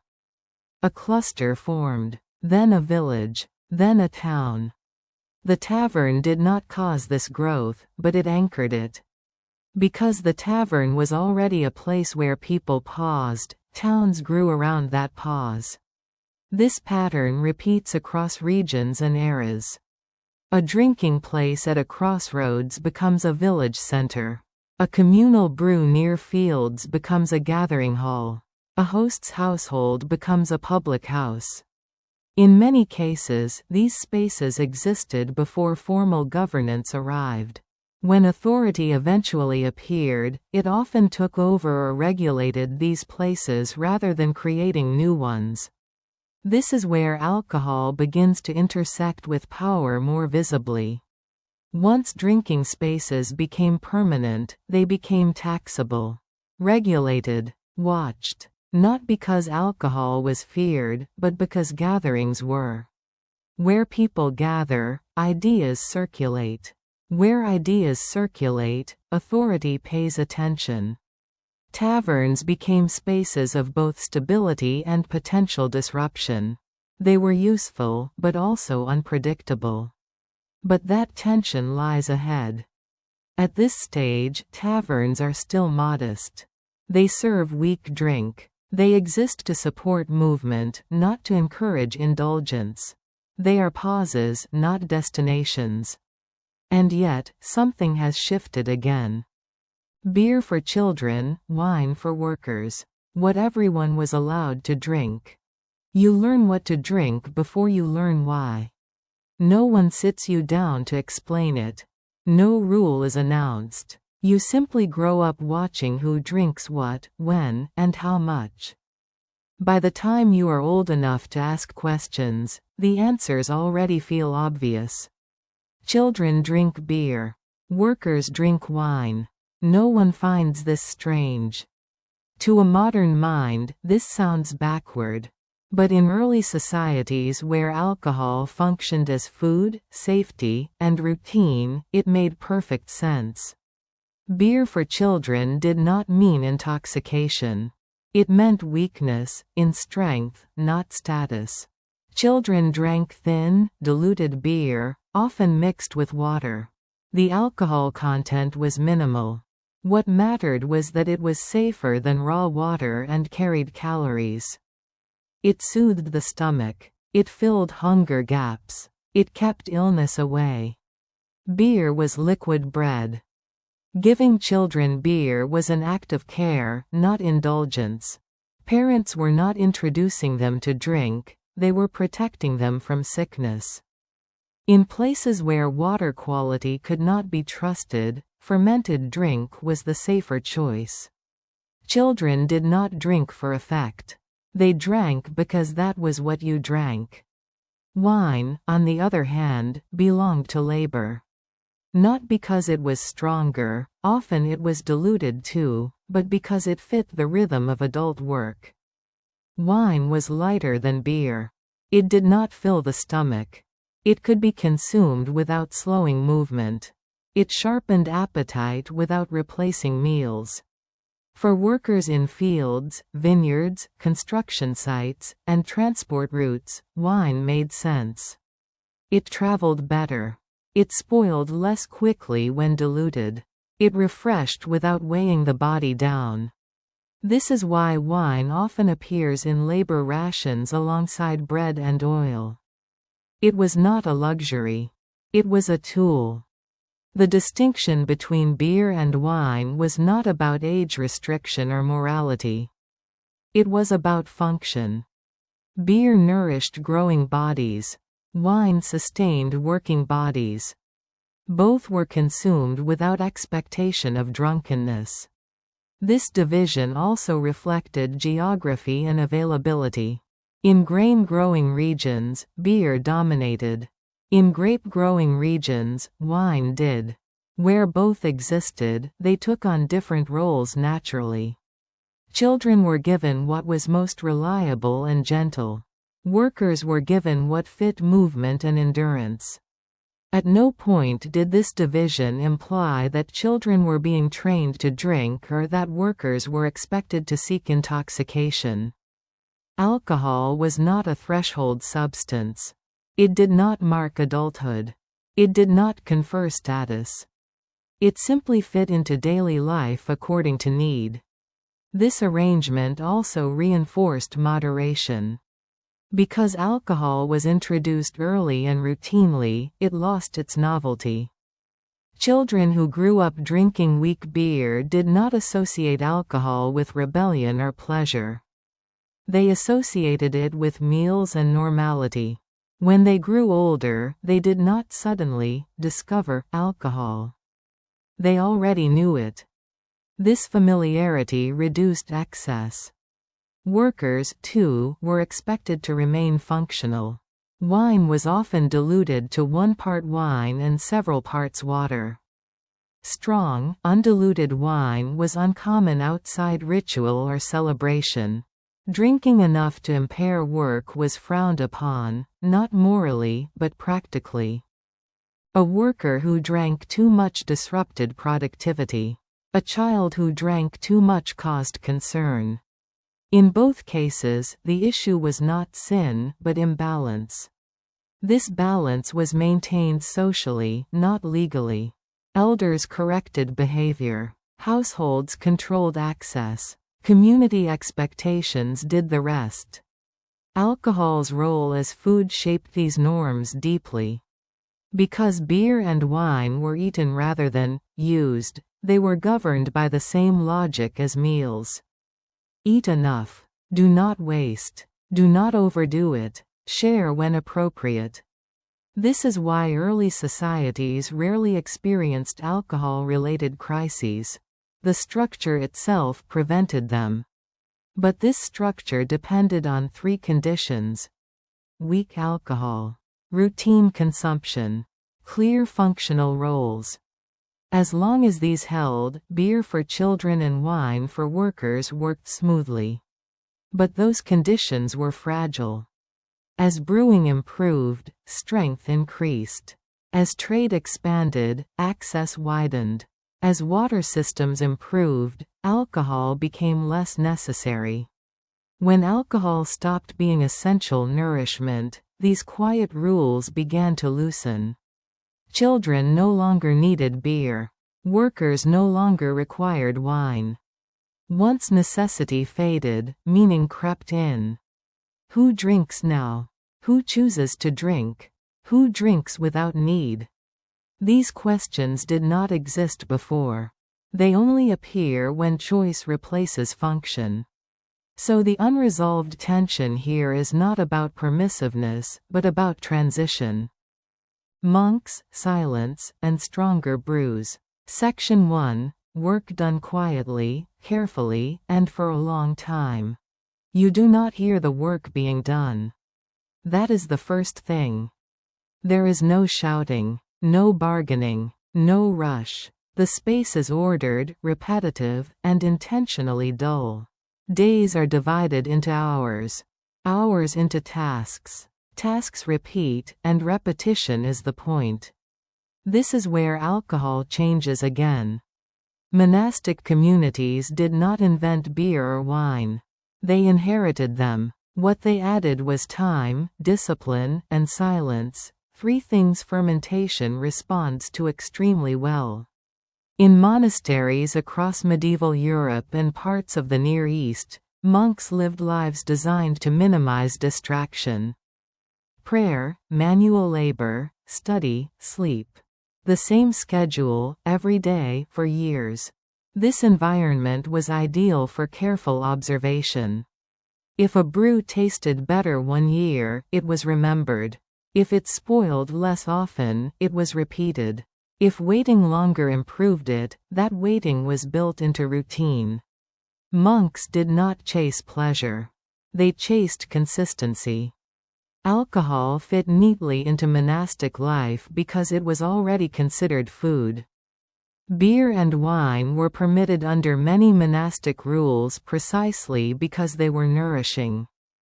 Water was still unsafe in many regions. Beer was safer, filling, and acceptable. But monasteries differed from households in one key way: they could afford to wait. They had storage. They had surplus. They had written records. And most importantly, they had continuity. Knowledge did not disappear when one person died. It stayed within the institution. This allowed incremental improvement. Brews grew stronger not because monks sought intoxication, but because strength often meant stability. A slightly stronger beer spoiled less quickly. It traveled better. It could be diluted later if needed. Strong beer was practical. Silence helped too. Monastic silence was not constant, but it reduced noise, literal and social. Fewer interruptions meant fewer mistakes. Fermentation thrives on being left alone. Pots were not disturbed unnecessarily. Schedules ensured consistency in temperature and timing. The result was beer that was more reliable than household brews. And because monks brewed regularly and in quantity, patterns emerged clearly. They could compare batches year to year, adjust grain ratios, improve cleanliness, experiment cautiously. This is not experimentation as modern science understands it, but it is close. Controlled environment, repetition, observation, adjustment. Over decades, this produced something new. Beer that was stronger. Beer that was clearer. Beer that lasted longer. Not dramatically stronger at first, but noticeably so. Wine followed a similar path. Monastic vineyards refined grape selection. Storage improved. Aging became intentional. Again, not for indulgence, but for reliability and ritual use. Alcohol's role also shifted subtly here. In monastic life, alcohol marked sanctioned pause. It appeared at meals. It reinforced rhythm. It did not disrupt discipline because discipline was already absolute. This is why stronger brews did not cause chaos in monasteries. Context mattered. Consumption was regulated by rule. Excess was corrected swiftly. But something important happened outside monastery walls. Monasteries traded. They sold surplus beer and wine to surrounding communities. Pilgrims drank it. Travelers encountered it. Local people noticed that monastic brews were different. They were stronger. They were smoother. They were more consistent. This mattered. For the first time, many people encountered alcohol that was not just food but noticeable. A drink that altered mood more clearly. A drink that lingered. This did not immediately cause problems. But it changed expectations. If beer could be this strong and still controlled, if wine could be aged and improved deliberately, then alcohol was no longer just nourishment or safety. It was craft. And craft invites imitation. Secular brewers learned from monastic methods. Techniques spread. Strength increased slowly. Beer began to separate more clearly from bread. Wine separated more clearly from fruit juice. Alcohol was becoming its own category. Still, monks themselves did not frame this as progress toward pleasure. They framed it as stewardship. Doing work well. Avoiding waste. Honoring routine.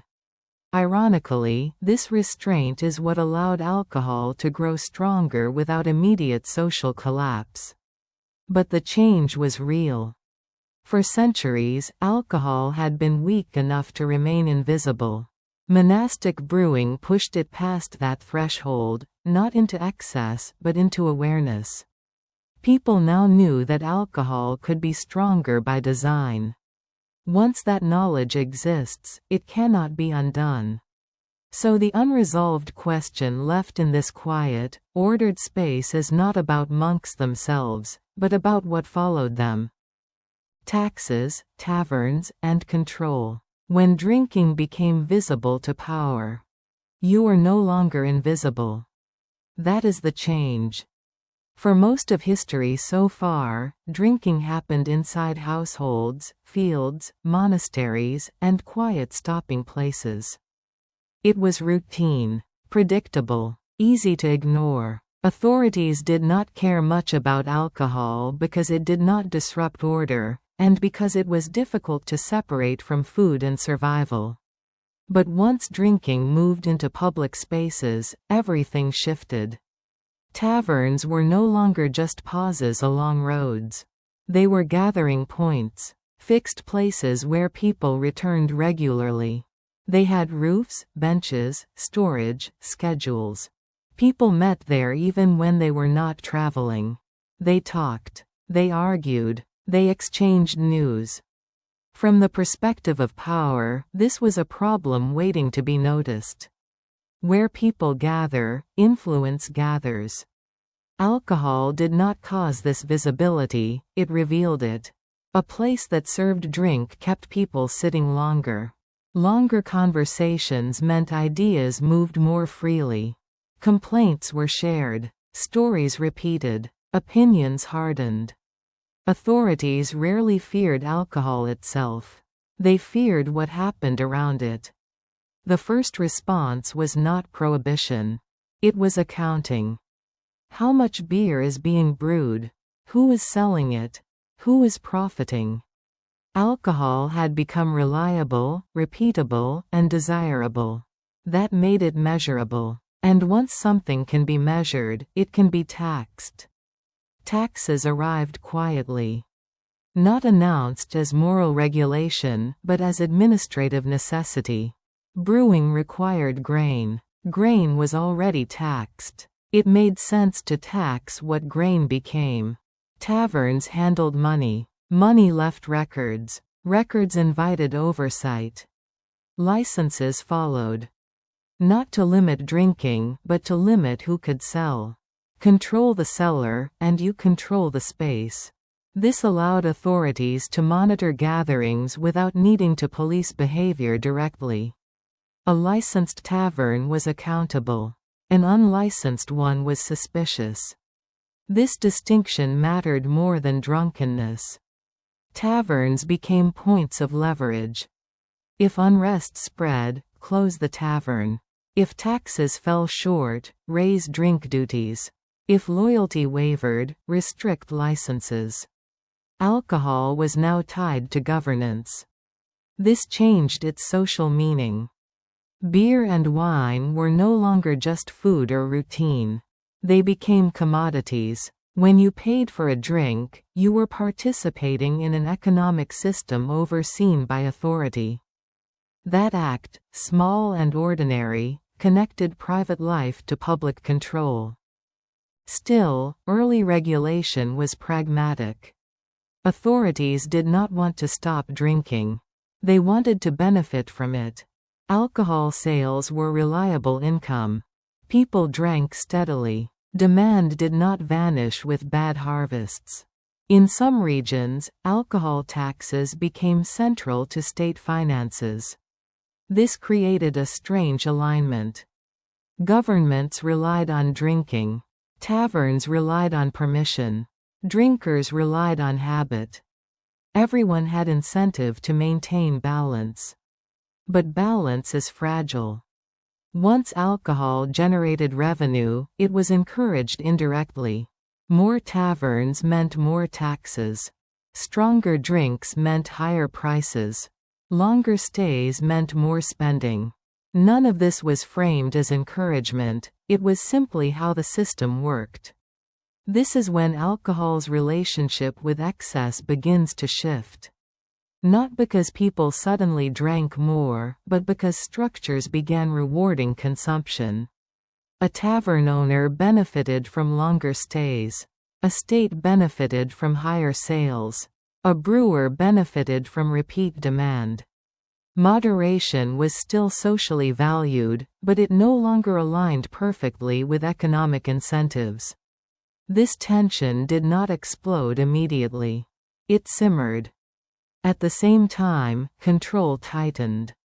Hours were set. Prices were fixed. Strength was regulated. Not for health reasons, but for predictability. Authorities wanted stable revenue and stable streets. Taverns that became disorderly attracted scrutiny. Drunkenness was punished not as sin, but as disturbance. This is the first time alcohol becomes associated with lawbreaking, not because drinking itself was illegal, but because public drinking made behavior visible. A drunk farmer at home was ignored. A drunk patron in a tavern was a problem. Visibility changes everything. Alcohol had crossed a boundary. It had moved from private routine to public transaction, from nourishment to commodity, from habit to regulated activity. Once that happened, it could no longer remain neutral. People began to notice who drank where, who could afford stronger drink, who spent time in taverns instead of fields. These observations layered judgment onto behavior that had once been unremarkable. Not moral judgment yet, but social categorization. Taverns became associated with certain classes, certain hours, certain reputations. And where reputation forms, control follows.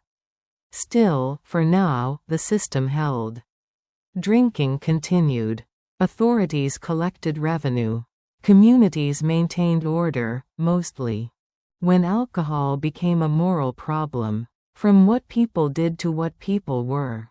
For a very long time, no one asked whether drinking was good or bad. They asked whether it was useful. Alcohol fed people. It made water safer. It paid wages. It marked rest. As long as drinking fit into these roles, it remained invisible. You did not build morality around bread. You did not argue about porridge.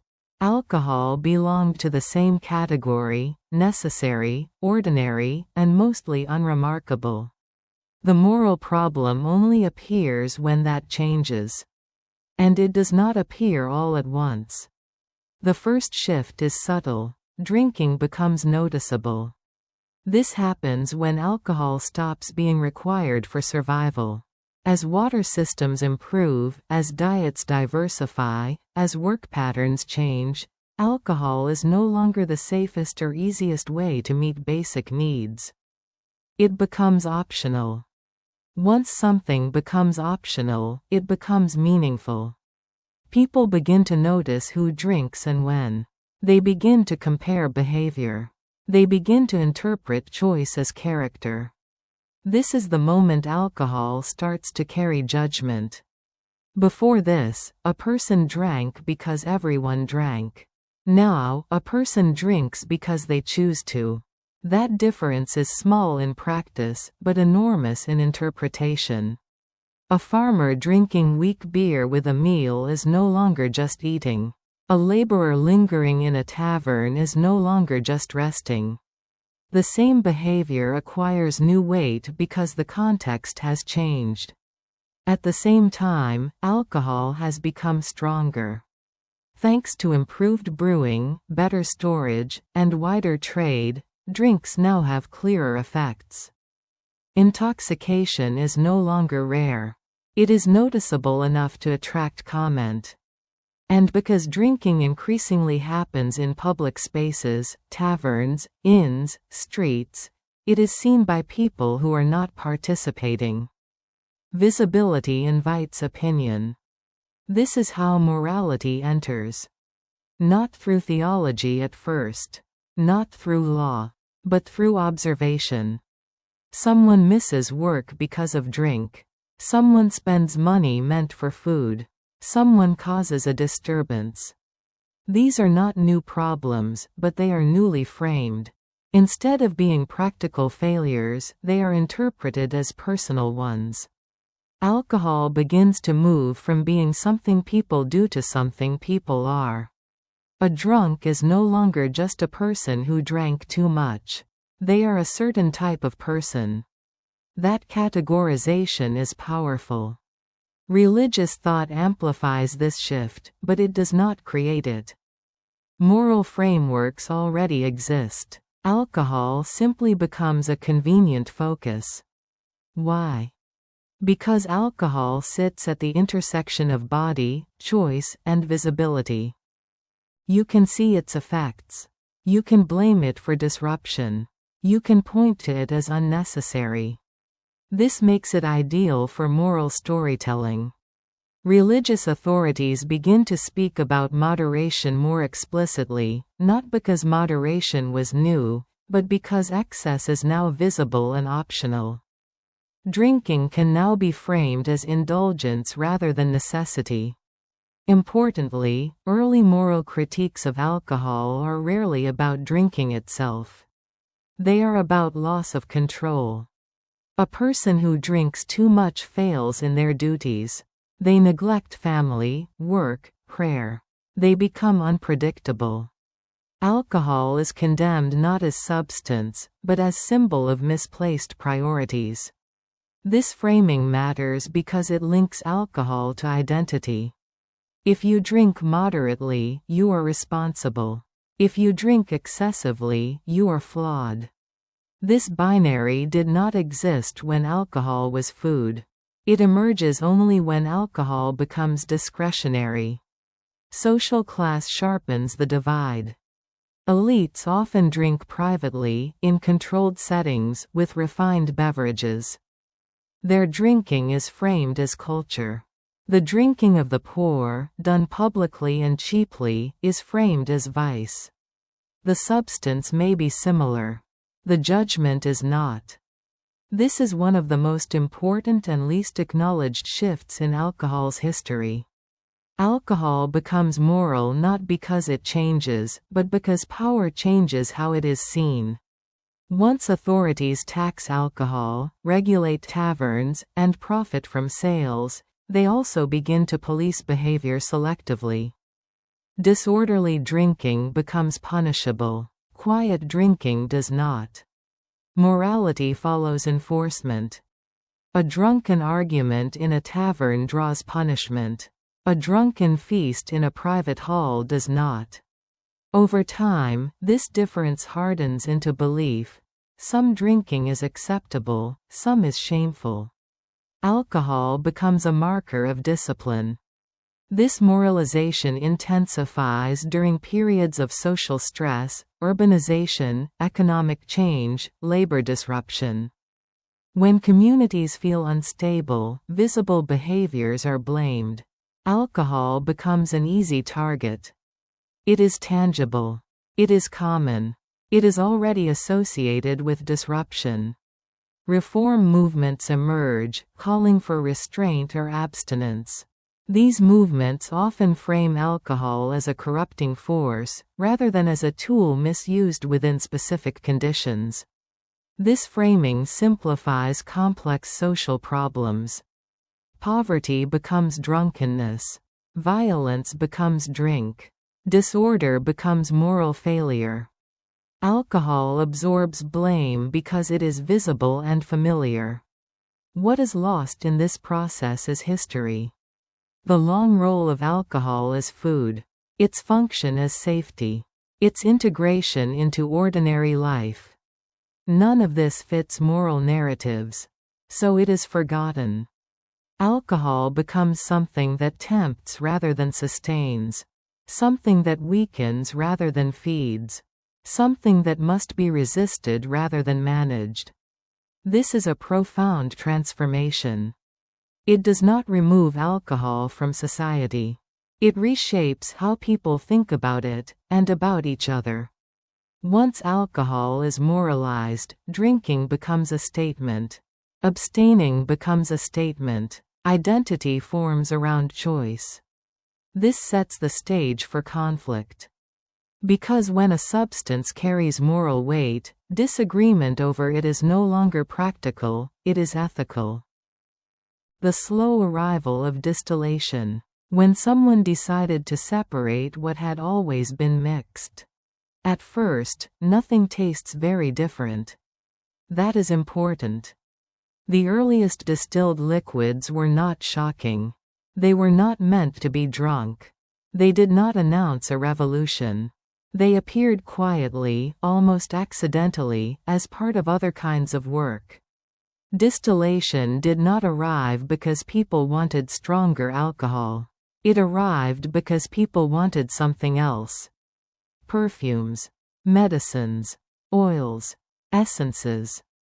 Alcohol was already present in fermented liquids, but no one thought of isolating it for drinking.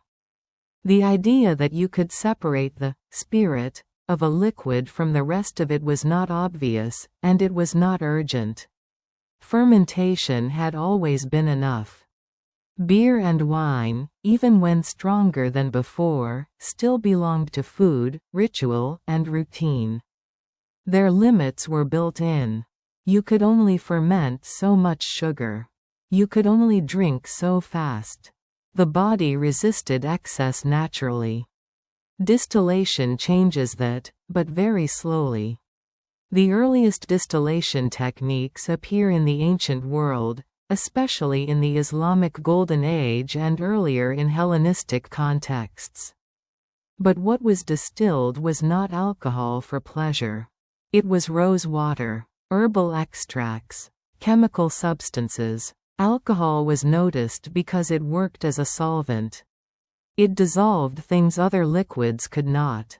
It preserved compounds. It carried medicinal properties. Alcohol became useful in laboratories long before it became dangerous in taverns. Early distillation apparatuses were crude. Clay vessels stacked awkwardly. Condensation collected unpredictably. Yield was low. The process was slow and difficult. It required fuel, attention, and skill. This alone prevented rapid spread. Distilled alcohol was rare because it was inefficient. It took a great deal of fermented liquid to produce a small amount of concentrated spirit. In a world where grain and fruit still mattered for food, this was not practical for everyday consumption. So distillation stayed marginal. When alcohol did appear in distilled form, it was treated as medicine. Applied externally, taken in drops, mixed with herbs, used cautiously. Its strength was a reason for restraint, not indulgence. People noticed it burned. They noticed it evaporated quickly. They noticed it preserved. These were chemical observations, not social ones. Even when people realized that distilled alcohol could be consumed, it was not immediately appealing. The taste was harsh. The effect was abrupt. It did not fit existing drinking habits built around meals and slow consumption. Distilled alcohol did not feel like food. And that made people uneasy. For centuries, distillation remained confined to scholars, alchemists, physicians, and monasteries. Knowledge was written in specialized texts. Equipment was rare. The process was guarded. This slowed everything. Unlike beer and wine, which spread because they were easy, spirits spread only when conditions allowed. Those conditions took time to form. First, fermentation had to become abundant. Second, fuel had to be available. Third, demand had to exist. None of these aligned quickly. In most societies, there was no reason to concentrate alcohol. Beer and wine already served their roles. Water was improving. Moral concern around drinking was rising. Distillation did not solve a pressing problem. So it waited. Quietly. Distillation knowledge accumulated without changing daily life. It existed as possibility rather than practice. People knew alcohol could be concentrated, but they did not build culture around it yet. This is the crucial difference. Fermentation entered society through necessity. Distillation entered through curiosity. Curiosity alone does not reshape behavior. It needs incentive. That incentive would come later, through trade, taxation, medicine, and war. But at this stage, distillation is still slow, expensive, and rare. Which means its impact is minimal. And that is why its arrival feels delayed in history. It does not announce itself. It does not transform daily routines immediately. It lurks at the edges of knowledge, waiting for a world that can make use of it. So the unresolved thought at the end of this section is not about invention, but about readiness. Drinking as routine, not escape. Before anyone drank to forget. You drink because it is time to drink. Not because you are sad. Not because you are celebrating. Not because you want to feel different. You drink because the day has reached a familiar point. For most of history, this was what drinking meant. Alcohol did not exist to solve emotional problems. It did not promise relief from identity, memory, or failure. It was woven into the rhythm of life so tightly that it barely registered as a separate act. You drank when work paused. You drank when food was served. You drank when others drank. Routine, not escape, governed consumption. This matters because modern ideas about drinking assume intention. You drink to do something: relax, celebrate, cope, forget. In earlier societies, intention barely entered the picture. Drinking happened because habit required it, not because desire demanded it. Alcohol was predictable. Weak beer in the morning or midday. Diluted wine with meals. A slightly stronger drink on feast days. These patterns were so stable that they faded into the background of consciousness. Alcohol was not a decision, it was part of timekeeping. The day moved forward. Drink appeared at the expected moment. Life continued. This predictability limited excess naturally. When something happens every day, it loses novelty. When it loses novelty, it loses power. There was no thrill in drinking. No rebellion. No self-definition. A person did not become a drinker. They were simply a person who drank, like everyone else. Even in taverns, which later gained reputations for disorder, early drinking remained slow and social. Drinks were shared. Cups were communal. Conversation mattered more than quantity. Leaving too early or staying too long both attracted comment. Time, not intoxication, was the focus. You sat. You talked. You waited. Alcohol helped time stretch gently, not disappear. This is why early cultures did not associate drinking with emotional escape. Emotional escape requires dissatisfaction with routine. Early routines were hard, but they were stable. People did not expect happiness from daily life, but they expected continuity. Alcohol supported continuity. It eased physical strain. It softened fatigue. It marked transitions. It did not offer a way out. When life was difficult, people endured it rather than fleeing it chemically. That endurance was not heroic, it was necessary. Alcohol was not strong enough to erase reality, and no one expected it to. This also meant that people did not drink alone. Solitary drinking makes sense only when drinking serves inner needs. Routine drinking is social by nature. You drink when others drink. You stop when others stop. The group regulates consumption without saying so. A person drinking alone would have seemed strange, not pitiable. It disrupted rhythm rather than soothed it. This is another important difference from modern patterns. Alcohol had not yet become private. It belonged to shared time, not personal emotion. Because of this, drinking rarely escalated. There was no reason to chase effect. There was no cultural script that said more is better. Enough was enough because enough matched the moment. What we think alcohol was, and what it really was. The distance between memory and reality. You think you already know this story. That is the problem. When you imagine alcohol in the past, you likely picture excess. Loud feasts. Roaring taverns. Drunken kings. Collapsing peasants. A world soaked in drink because people had nothing else. This image feels obvious. It feels intuitive. It is also mostly wrong. What we think alcohol was comes from late moments, not long ones. From periods of crisis, concentration, and conflict. From sources written by elites, reformers, and critics. From times when alcohol had already changed.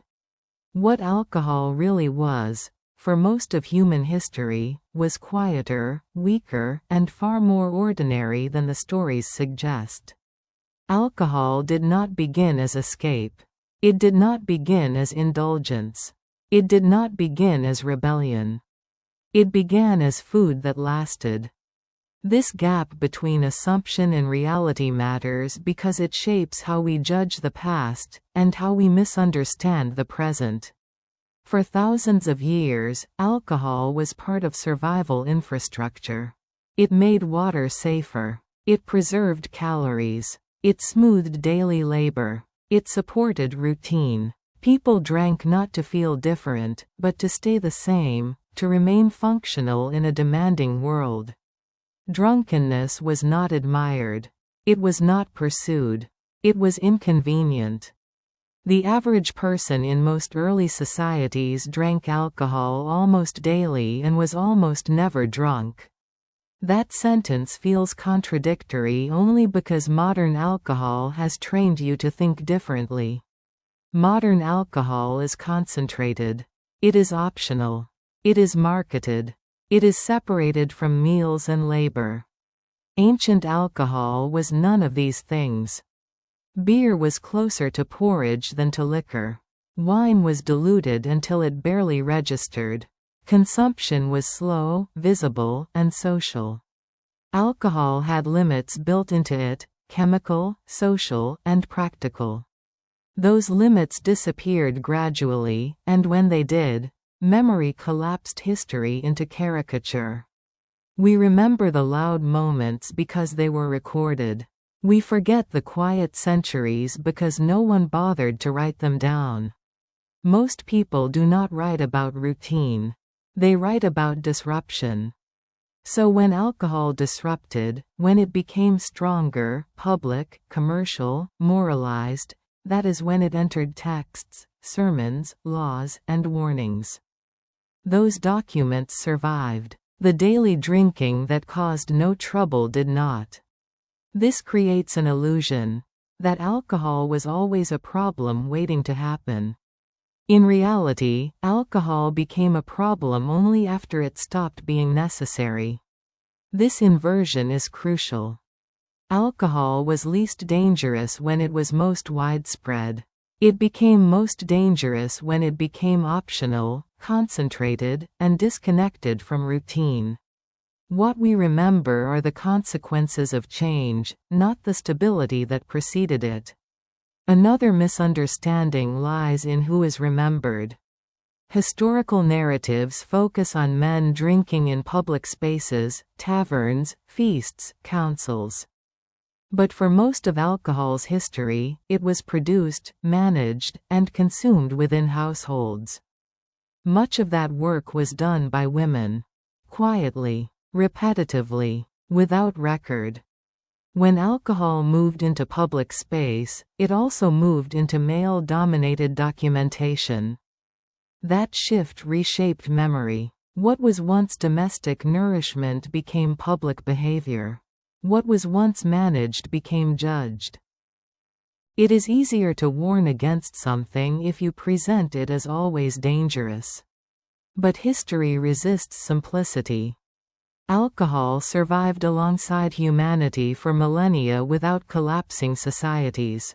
It became dangerous only when separated from the conditions that had kept it stable: weakness, routine, communal timing, and necessity.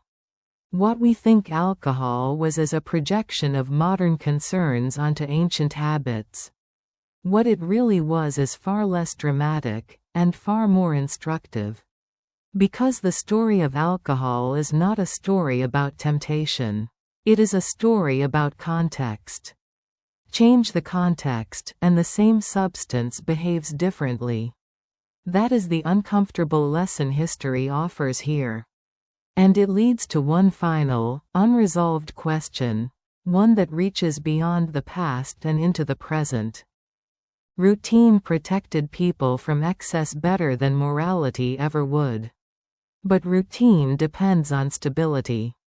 As long as daily life followed predictable patterns, agricultural cycles, fixed meals, communal work, drinking remained bounded. When those patterns began to fracture, alcohol's role shifted. That fracture is coming. Urbanization disrupts routine. Wage labor breaks communal timing. Migration isolates individuals. When people no longer share the same rhythm, routine drinking loses its anchor. Alcohol does not change at first. The world around it does. And when routine breaks, drinking begins to look for a new purpose. Not yet escape, but something closer to choice. So the unresolved thought here is not about alcohol itself, but about rhythm.